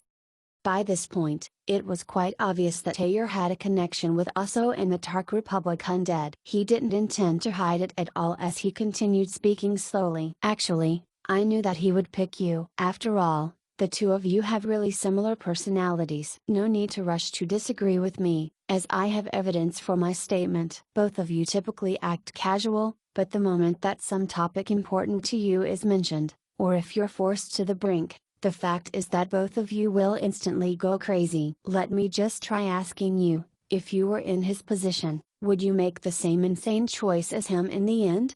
Of course I wouldn't. I think. Alright then, I actually had to admit that if I was in his situation with his life experiences, perhaps I would act even more insanely than Oso. More importantly is that while both of you appear to be the practical type on the surface, you're actually both idealists that chase after your dreams. Not to mention, you both just happen to possess sufficient power to realize your dreams that others wouldn't even dare to dream of. Did you think that he was ignorant of everything you did in the Northlands? He already gave you his recognition. Since he chose you in the end, you must accept his present. I nodded silently as I put away Oso's skull that had already transformed into a material similar to mercury. Meanwhile, his more precious gift was already inside my mind, and nobody would be able to steal that from me. But now, I was getting a little afraid after the matter was done. After all, from a certain standpoint, if I didn't intentionally antagonize Ayer back in the day, and if I didn't stop myself in the end and truly manage to establish an undead empire, perhaps the end result for me would be similar to what happened to Oso just now. But what should we do about the undead outside? Little Rosa of the Seven Virtues didn't know who the seemingly powerful young man before her was, nor did she understand why the atmosphere suddenly became so heavy. While everyone else was busy remaining abnormally silent, Rosa only cared about whether her home would still be under threat or not. The undead? Do they have some type of relationship with you guys? Do you have any way to stop them? Do these little gals still intend to fight to the end against the undead? Ayer was quite interested in the little girl before him. After all, it was incredibly rare for Ike to have a brand new species. It was an event which only happened once every few centuries or even millennium. The world would become a livelier place now with the wood spirits. Of course there's a relationship to us, if they try using another forbidden spell to attack the forest. Alright then. Little Rosa started blushing right after saying that. Since she and the other virtues had directly received all of Amelia's knowledge, it took only some basic reasoning for her to realize that she had said something unnecessary. Due to an insufficiency in the elemental tide, the undead emperors would still be unable to descend for the time being unless they wanted a repeat of what happened to Oso. And in the current undead army, even if there were some top-level undead archmages capable of casting forbidden spells, unless they were at Oso's power level, they would likely be unable to threaten the Forest of Dreams, which was basically at the level of a dimensional will. The most important part of all, however, was that the undead no longer have any reason to attack the Forest of Dreams. Indeed, there was no need for either side to continue the battle. Before, The undead had to conquer the Forest of Dreams at all costs in order to eliminate the rock in the gears of the dimensional door, preventing dimensional teleportation from going as smoothly as it should. But now, not only the desecration plane but all 6 undead planes had been successfully connected to the mortal plane due to Oso's sacrifice. The undead had a perfectly smooth dimensional teleportation available to them now, so why would they still need to conquer the Forest of Dreams? That would be a choice that they would need to pay a heavy price for and would bring them 0 benefits. Nobody with intelligence would choose to continue attacking this place. If I was the overall commander for the undead, I would choose to completely ignore this now impregnable turtle-like fortress filled with thorny defenses and simply focus on achieving my next combat objective. Since I had received part of Oso's memories, I now understood the undead's overall goals. It was actually quite simple. They just wanted glory and to re-establish the Tark Republic. However, a country with only undead in it was no good. Any country that didn't have sources of receiving new citizens with fresh blood would quickly decay even if it had no outside enemies. Casolin's tears? Could it be that the Tark Republic still possesses the perfect undead transformation spell that can change any living person into an undead retaining intelligence with a 100% rate? The accumulation of Casolin's tears in the Bardi citizens' bodies is the catalyst for that spell? Damn it. Any of Oso's memories regarding the undead's future plans are tattered or completely blank. Senior, you put so much thought into what memories to give me and what to leave out. But even though I didn't have a full answer to what the undead's plans were, it wasn't difficult to guess their next objective. Perhaps the undead emperors were already treating the Bardi Empire's citizens as the future new citizens of the Tark Republic. The undead emperors had only one goal: to create new blood for this old republic so that the ancient kingdom could revive itself in history on the mortal plane. They desired for the undead to have the right to live out openly under the sun, just like all the other species. And once they realized this dream of theirs, taking revenge on the elves, dragons, or even attacking the gods themselves were all possible. Unlike Zilua, which kept having internal conflicts and was like a pile of loose sand, the Tark Republic had an incredibly high internal degree of unity. They would definitely have high chances of victory no matter who they faced. In that case, since the Tark Republic needed to obtain space to exist and resources for itself in the mortal plane, they would definitely have conflicts with the surrounding countries. This was a most basic clash of personal interests and was unavoidable. Still, I didn't understand how they would be able to make the Bardi Empire's major nobles and local domain lords abandon thoughts of resisting and simply turn into the undead. Battles and conflicts would definitely erupt. Suddenly, I now understood why my quest had changed its name from Battle of Two Dragons to Infighting Amongst Three Snakes. When the Bardi Empire and Mage Country were the only participants in the war, they were naturally the Two Dragons. But now, the undead Tark Republic had fully arrived and joined in. They became the third faction, hence Three Snakes.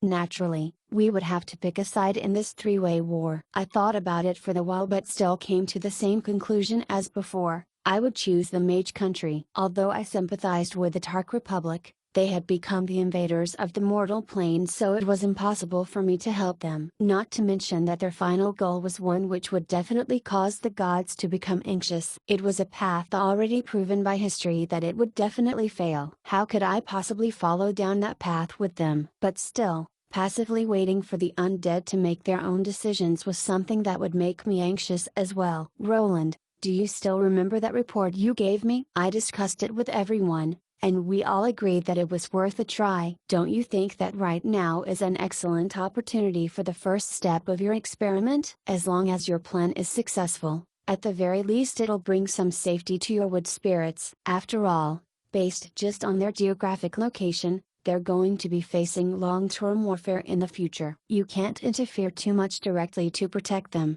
either, as that'll affect the species' overall development potential. When Ayor mentioned my plan, even I was astonished to hear that the gods had agreed. My plan was of an enormous scale. It would affect countless individuals and even numerous true gods' personal benefits. I was only half joking when I proposed it and didn't expect Ayor and the other true gods to actually dare to implement it. Then, what should we do? Ayor's incarnation smiled without answering. Instead, he lightly tore the first scroll in his hand. The signature on this scroll belonged to the god of fate. Sign here, and read it out loud together with me. We proclaim that. Chapter 289, Martial Arts Harem Story Protagonist Mass Production Plan. I, Ayer, Death God, Guardian of the Cycle of Reincarnation, and Defender of Order henceforth declare that, in this holy war, we proclaim battle against the Chaos faction as well as all invaders from other dimensions. It was a simple proclamation that the entire world heard, yet it shocked every living creature. Not only were ordinary people shocked, but even the other true gods and demons were shocked by this ancient true gods calm yet sudden proclamation. Perhaps this was only a simple proclamation of war, but the hidden meaning and political ramifications behind it were worth deep consideration. A proclamation of war? Why make a proclamation of war? Weren't all the holy wars in the past begun just like that with no need for such proclamations? Why was the death god Ayer making the proclamation of war? Based on the current state of things in the Order faction, even if they wanted to proclaim war, shouldn't it have been the strongest Order god, the god of holy light, declaring the war? No other true god had made a public statement like this before, so why was it that Ayer, who had stayed out of so many holy wars and remained neutral, had suddenly come out with such a proclamation? Just what was Ayer intending? Wasn't he afraid of the god of holy light's displeasure? Oh, and he even used the term we. That meant that there were others apart from him. Was this an internal power struggle amongst the Order gods? Were factions beginning to form amongst the true gods of Order? Only the first part of this proclamation already caused the perceptive to notice that there was a huge storm brewing. It would make anyone afraid to think too deeply about what was really happening. Still, I nodded, as I had expected all this. Battling without a proclamation of war? Infighting without making it apparent on the surface? So we'll all just pretend to get along, while secretly doing our own things? Yep. We don't need to directly have any conflicts with the god of holy light and his follower gods. What we need is the right to speak about the holy war. Only those considered to be on the side of justice will find the most followers. When everything is chaotic, only those who shout the loudest are considered justice. Only those with the right to speak up can possibly be considered the just. Since this is nationally a scenario about justice fighting against evil, we need to figure out a way to become the biggest representations of justice and morality. This proclamation of battle was the first step in my plan to steal the microphone. It would declare Ayer's faction's ambitions and goals. This seemingly meaningless proclamation was actually using the holy war as an excuse to raise a gigantic flag representing the Ayer faction, giving birth to a new Order faction different from the God of Holy Light's faction. Yep, although Ayer's faction appeared to be on the Order side on the surface, internally, since it was quite obvious that they were a faction splitting off from the Order faction, how could they truly still be considered an Order faction? Well, they wouldn't be on the side of chaos regardless, so it was more like a neutral faction. But only raising the flag and letting people know about the existence of an Ayer faction definitely wasn't enough. After all, nobody would want to board a sinking ship. Since the God of Holy Light and his system of belief was overwhelmingly powerful in the current era, everyone knew who they should be supporting. Even though there wouldn't be an all-out internal conflict on the Order side for the time being due to the Holy War, since we had made it so obvious that we were breaking off from the God of Holy Light's faction, if the God of Holy Light emerged as the overall victor in this Holy War, we would definitely become his next targets immediately right after. So, we need to take advantage of the opportunity of this Holy War. Not only do we need to find a way to keep being proactive, we also need to enlarge our faction. At the very least, we need to become a faction similar in power to the Holy Light faction.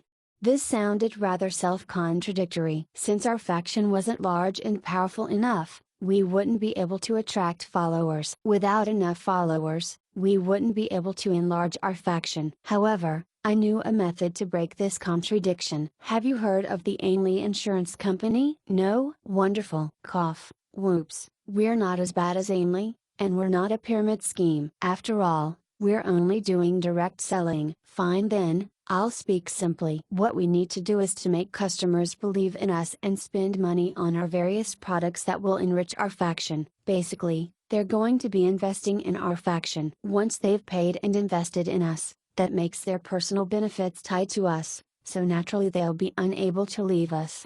1.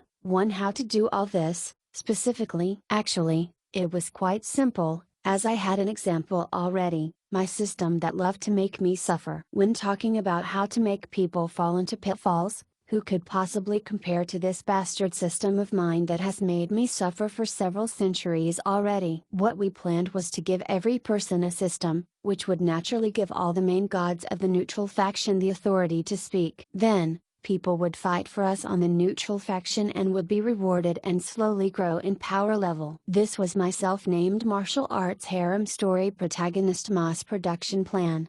Indeed, as the battle continually escalated in scale, in history, this holy war was destined to become the final holy war. The constantly increasing power level of the enemies finally even made most of the game's players, who were like cheaters in how fast they could level compared to Ike's natural residents, unable to keep up with the difficulty spike and never making it to the end of the game. But as I reminisced on the game's history, I felt that it was only natural. After all, for quite a long while, these visitors from another dimension didn't feel a sense of belonging in this world. Everything they did was motivated by only their personal benefits. Perhaps today they would fight for honor and glory on the Order faction, while tomorrow they would betray Order for the sake of some extravagant myth-ranked sword that a powerful demon promised them as a reward. There were countless players that even transformed themselves into demons or undead. A sword that fights without belief behind it is meaningless. Power without direction will only harm oneself.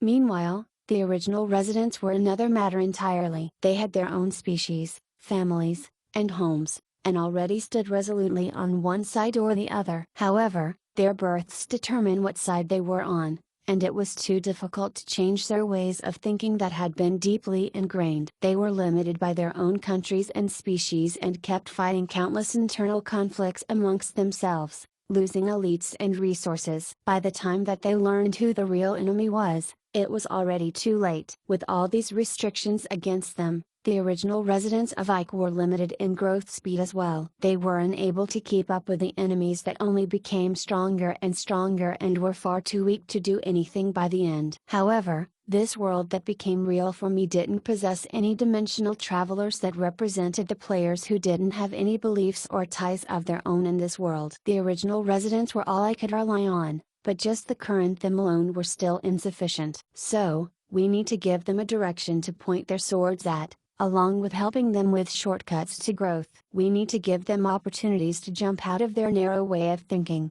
This was the main objective that I mentioned in my report. As long as we were able to achieve all this, the world's original residents would become our sharp swords. Not even counting the power of new believers' faith, which would power up the neutral faction's true gods, the power we possessed would naturally keep increasing as well. Was my plan unimaginable, impossible to put into place? All we had to do was imitate what my system was doing for me. Although my system was truly unique in this world, I had true gods on my side. What my system could do for me was quite easy for the true gods of Ike, who were connected to the basic natural laws of the world, to imitate. I, Catio, god of fate, weaver of fate, and defender of order, henceforth declare that, in this holy war, we proclaim battle against the Chaos faction as well as all invaders from other dimensions. The second scroll, which was golden, opened, and Catio's proclamation echoed throughout the entirety of Ike. However, the truly important part of the proclamation was destined to come afterward. I, Patricia, Moonlight Goddess, Guardian of the Night, and Defender of Order, henceforth declare that, in this holy war, we proclaim battle against the Chaos faction as well as all invaders from other dimensions. This time, a silver scroll was torn and yet another powerful true god made a proclamation. Patricia's gentle-sounding female voice made such a steely proclamation. We shall act as guardians and mark all invaders from different dimensions as well as evil members of Chaos. All heroes who are willing to fight for injustice and order shall receive rewards directly from the Order gods. The golden and silver scrolls containing divine power transformed into the purest divine power of all, combining together into a divine-powered forbidden spell. It transformed into a pillar of light covering the sky, and the very next instant, even though it was still daylight, an endless amount of moonlight descended upon all of Ike. The skies turned dark. The galaxy. How is this possible?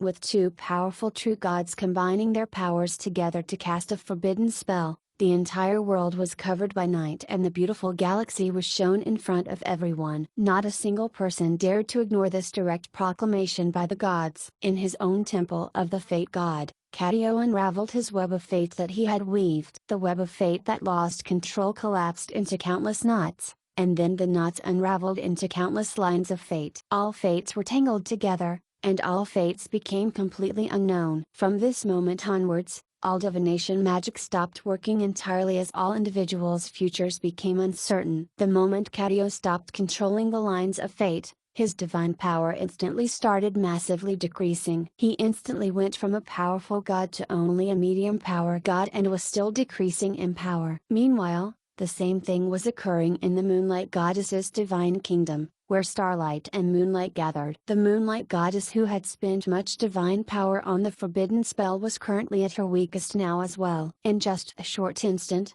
she also went from a powerful goddess into only a medium power goddess. These two true gods spent tens of thousands of years of accumulated power and basically broke off all possible relationships with the god of holy light through this. Naturally, for these two true gods to pay such a huge price, they hoped to gain even more in return in the future. The divine power that they spent on the forbidden spell interacted with each other and created a star net that covered the entire world, transforming into a perfect surveillance system that could sense everything. Meteors flashed across the sky, and stars shone brilliantly in a manic fashion. All the intelligent creatures were able to sense that they felt like something was watching them. What spread out along with this divine power were countless thin and invisible threads. Gray stardust landed upon the undead that had just invaded the mortal plane, who were currently standing outside the Forest of Dreams. Red in fortune, too. Two emblems representing calamity marked these invaders, while the mortal plane's residents were marked instead with a calm blue starlight emblem. This star net created by the powers of fate and moonlight was an eternal forbidden spell. From now until eternity onwards,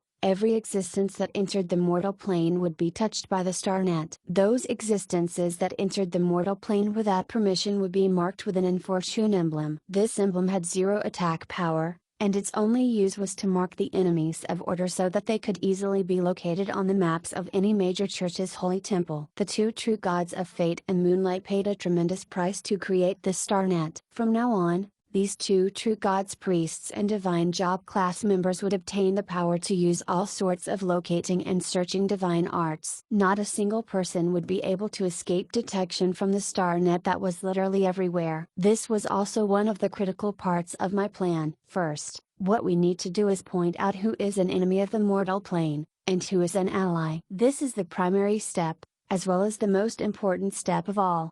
It's best if we can use divine power to cast an eternal forbidden spell. Although this might require a huge price to be paid, only this can help obtain the greatest authority, as well as allow people to trust its neutrality and accuracy. Right, don't forget to leave a backdoor program to manipulate it. By the time that everyone trusts that we are only pointing out their true enemies.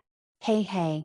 At this moment, even Ayer heaved a sigh of relief that the star net was established successfully. Although the star net still needed many more days to finish developing and reach its full potential, the only critical moment in which it could be stopped was just now. Soon, the star net would become a basic foundational law of this world. By the time that the other true gods realized what this star net could truly do, apart from killing the true gods of fate and moonlight, there would be no other possible way to obstruct the star net. And if they wanted to find the true gods of fate and moonlight, that would require hibernation to recover divine power. They'd have to ask Ayer first. From today onwards, these three true gods would join their divine kingdoms together. As a true god from the immemorial generation, Ayer wouldn't fear any other true god's challenge. Right now, in the Forest of Dreams, I admired the brilliant starlight as I looked over the words that Ayer prepared for me. I knew what I needed to do as well, so I spoke up. I, Wumians, god of law and contracts, guardian of law and defender of order, henceforth declare that, in this holy war, we proclaim battle against the Chaos faction as well as all invaders from other dimensions. I, Benny, guardian god of smiths and dwarves, overseer of the development and research of new technologies and defender of order, henceforth declare that, in this holy war, we proclaim battle against the Chaos faction as well as all invaders from other dimensions. I, Benna, goddess of wealth, overseer of the wealthy, and defender of order, henceforth declare that, in this holy war, we proclaim battle against the Chaos faction as well as all invaders from other dimensions. One main god, two powerful true gods, and three mid-ranked true gods. Not a single faction would dare to look down on Ayer's faction's strength now. Fine then, I suppose I should say that it was now more like one main god and five mid-ranked true gods' power. However, this definitely wasn't the entirety of Ayer's faction's strength. Perhaps nobody truly knew just what else Ayer had up his sleeve. At this moment, I took a deep breath, because I knew that when I spoke the next part of the proclamation the entire world would be changed. As the creator and guardian of contracts, any who wish to battle for the cause of justice and order may sign a contract with me in order to become a guardian warrior who defends their home and order. No matter what your identity or status was in the past, after signing the Guardian Warrior of Order contract with me, you shall all become allies and friends on the same side that must support each other. Those who betray the mortal plane and their allies shall be punished by the power of the contract, while the brave warriors that fight for the mortal plane shall be rewarded by the gods as according to the contract's stipulations. The smithing god Benny spoke up again after I finished my proclamation. In order to successfully ensure the Guardian Warriors of Order contract, all who sign the contract may obtain a free hero's armlet from me. This hero's armlet will automatically record a warrior's combat achievements and experiences and calculate the number of justice points that the warrior should receive for their deeds. The first batch will only be 10,000 hero's armlets, it's first come first served. As for the second batch, wait for me to have some free time creating them. Benny was originally a dwarf when he was a mortal. His voice retained the sharp guttural sounds of dwarven speech, and his tone was the same as well. Even though he was a true god now, he still had a dwarf's jokester personality. As the guardian god of wealth, you may exchange justice points which represent glory and wealth for the god's treasures with me. We have tens of thousands of years of accumulated treasures, and our treasury is quite full. The elixir of youth which can make you undying, myth-ranked weapons and god equipment, divine wine, beautiful women and handsome men, noble or royal status, and even the chance to ascend to godhood, any mystical treasures that you can imagine, we possess. However, we don't accept any debt payments. We only accept cash. The goddess of wealth Banna's declaration was quite amusing in its own way as well. However, it was actually the most important motivating factor for everyone. Without any rewards and benefits, why would anyone else work for you? This time, Ayer and his allied gods were truly giving it their all. Just looking over the available items for exchange moved me to the point of wanting to go rob them. Fine then, by this point, perhaps all the readers of my log must have noticed. While most people treated games as different worlds to be enjoyed, I was treating this different world as a game to be played. Since this world didn't have game players that were the equivalent of cheat-like existences when compared to the native residents, all I had to do was create the equivalent. Martial arts harem story protagonist mass production plan. What's the scariest thing in the world? Protagonists with massive plot armor due to their luck and being the main character. That's why all the main characters of any legend are like undying cockroaches. That's because those who can't survive to the end naturally won't have any legends told about them. This time,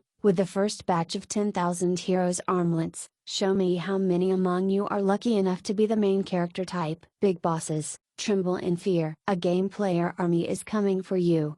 Note, 1, TL/N. Ainley Insurance is an insurance company famous for a notorious pyramid scheme in China. 2, Ed/N. In fortune, in astrology, means a malevolent influence, the planet or aspect causing this, especially either Saturn or Mars, more fully the greater in fortune and the lesser in fortune respectively. Source, Oxford Dictionaries, Chapter 290, Irresistible Temptation. If life was a game, it would be a terrible game that definitely wouldn't sell.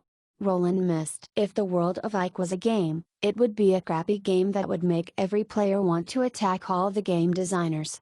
Also by Roland Mist. The world was unfair, and life was filled with difficulties. Hard work could change one's fate. Such a convenient life only existed in night stories or chicken soup for the soul. The reason legendary tales about heroes and their deeds were so popular was that these heroes' experiences were unimaginable and interesting to the readers, What with the countless coincidences and miracles? As for how Chicken Soup for the Soul claimed that only those who worked hard would win in life. From a logical standpoint, this was correct, as those who didn't work hard wouldn't win in life. It just left out all objective conditions, birth and life conditions, personal backgrounds, how exactly to work hard, the steps needed to achieve one's goal, and how 99% failed in the end, things like that. Alright then, I suppose, in the end, it wasn't anything much apart from talking about the result of one's success. If a proper attitude could take care of everything, the world would be far too convenient, and that would probably be even more unacceptable. This world was unfair, utterly unfair. Golden species such as the dragons could sleep all day every day and, when they matured, still be able to easily crush any normal gold rank human. No matter how much effort an ordinary human warrior put into training, they would never be able to defeat an equally ranked beastman warrior. Not to mention that since beastmen warriors possessed physical advantages over humans along with better combat instincts, they had an easier time progressing in rank. What about comparing humans to humans? Wouldn't that mostly be the same? After all, there wasn't much of a difference between members of the same species, right? Actually, it was exactly the opposite. There was an even larger difference between humans. In order to become a mage, knowledge and wealth was required. No ordinary wealthy merchant would be able to afford it. If you were a genius. Actually, there wasn't much of a difference. Geniuses would grow at a quicker rate in power level, which meant they required even more resources in a shorter period of time. No matter how much of a genius one was, one would require magical knowledge, magical ingredients, and textbooks about magic. The archmages themselves never felt like they had enough of such things to begin with, and even if they had extras, they would give them to their family and friends. Why would they give such things to an outsider genius? Genius? As long as the basic population numbers were high enough, the world would never lack geniuses or eccentric talents. Unless a genius had extraordinary luck and was able to become the disciple of a rich archmage, or the genius happened to be some prince or major noble, any young mage's path to learn magic was quite pitiful. Most would have to turn to adventuring while they were still novices in order to earn tuition money, the result of which many died. Margaret from back in the day could be considered one of the best examples. She was born as an ordinary commoner and spent an incredibly long time as an adventurer. The money she earned was never enough for her research, which was why she had experiences in stealing, robbing, and scamming as she grew in her travels. While back in the day, I should stop mentioning Amelia and Harl always. Even a semi-god mage like Amelia often had headaches about research funds, so there's no need to even mention ordinary mages. One's ability to earn money was almost always directly proportional to one's power level, magical strength, and equipment quality. Mages were the jobs that needed much money, and they were like this. It should be better for warriors and other job classes, right? Wrong again. It was exactly the opposite. These job classes required excellent physical attributes and had even higher requirements of one's conditions that they were born in. The best growth period for humans was only a few years while they were young, from 9 to 16 years old. If this excellent time period was wasted, and someone still lacked the most basic foundations after this age, then there was no hope of ever increasing in power level as a warrior anymore. The poor were capable of learning magic, but only the rich could take the martial path. After all, large amounts of physical exercise required plenty of nutrition to supply one's energy. In order to make quick progress, one needed health supplements, and bottlenecks could be overcome with precious medicines. None of this was anything that an ordinary commoner could afford. Although warriors and other physical job classes were by far the most common, those who truly became high-level warriors were actually at a lower percentage than the other job classes. Most people would never progress far in power level as a warrior. In this world, might represented status. Commoners wouldn't even be able to obtain the most basic sword techniques. Not to mention that it was quite easy to meet with bottlenecks when practicing sword techniques. It would be a huge amount of trouble if one made a mistake while learning, and a skilled teacher's guidance and well-established techniques were all necessary. Illustrious families and nobles had their own inherited sword techniques, and even in those legendary tales about heroes, there would be all sorts of miracles and coincidences, such as meeting some white-bearded sword-saint-old man in a cave, or suddenly earning the appreciation of some school's principal or so on. This type of thing was common in stories from both my original world and in Ike. If Adam hadn't met Rollobach in the day, no matter how talented Adam was or how hard he worked, he never would have progressed beyond becoming a town guard and would probably end up taking an arrow to the knee. Although this may sound cruel, it was the harsh reality. It was also why I said this world of Ike would definitely be a crappy game. It was pretty much the same for the other job classes. Perhaps the easiest among them were the divine job classes, as what was most important for these divine job classes was how loyal and devout you were to the true God and that particular true God's teachings. Priests typically had to start serving a particular church since young and would typically never leave that church's teachings in their life. They would be a specific true God's loyal servant until death. As for holy knights, it was true that the requirements to become one weren't all that high. One just had to have a good physical appearance. The training and resources supplied to holy knights were quite systematic, but their future. Fine then, no need for me to go any more into this, as the number of unnecessary holy knights was pitiful enough without needing me to spread salt on the wounds. Oh right. There was one more job class which had really low requirements, and even helped one to find a job after graduation. This job class was Druids. Yep, those who wore beast skins. The bull faction indicates that they don't even wear beast skins, while wielding wooden staves. Druids as a job class were forbidden from using metallic weapons, would welcome you to become a child of the wilderness. This job class required very little money compared to others. It was just that some jobs would be quite dangerous, and it was easy for Druids to become wanted fugitives. However, one wouldn't need to worry about rent or tavern fees, as one could simply sleep outside in the wild every day, not to mention all the animal companions and transformation magic that could even help save on transportation fees. In summary, it was now time to introduce the fastest progressing and cheapest job class of all. Fine then, you've all probably guessed it. With the Tark Republic as the evidence, I'm talking about undead mages. One only needed a most basic textbook on undead magic, plus some ingredients which it would easily be obtained for free, and a person could completely learn everything by themselves. There was no limit to what power level one could reach, and there were even additional benefits like being able to transform into an undying Lich after death. Apart from the fact that the Holy Church would attack you on sight and that cultivating undead magic would commonly make people less and less humane, there were basically no drawbacks whatsoever. Cough. I seem to have gotten sidetracked. I should get back to the main topic. Since I told you so much, you should understand that it wasn't easy to be in any job class. Everyone loves to read stories about legends and probably hopes to be able to experience a main character's life of endless miracles where one's power level would endlessly increase through constant adventuring. However, the problem was that those who had a main character's luck were truly few in number,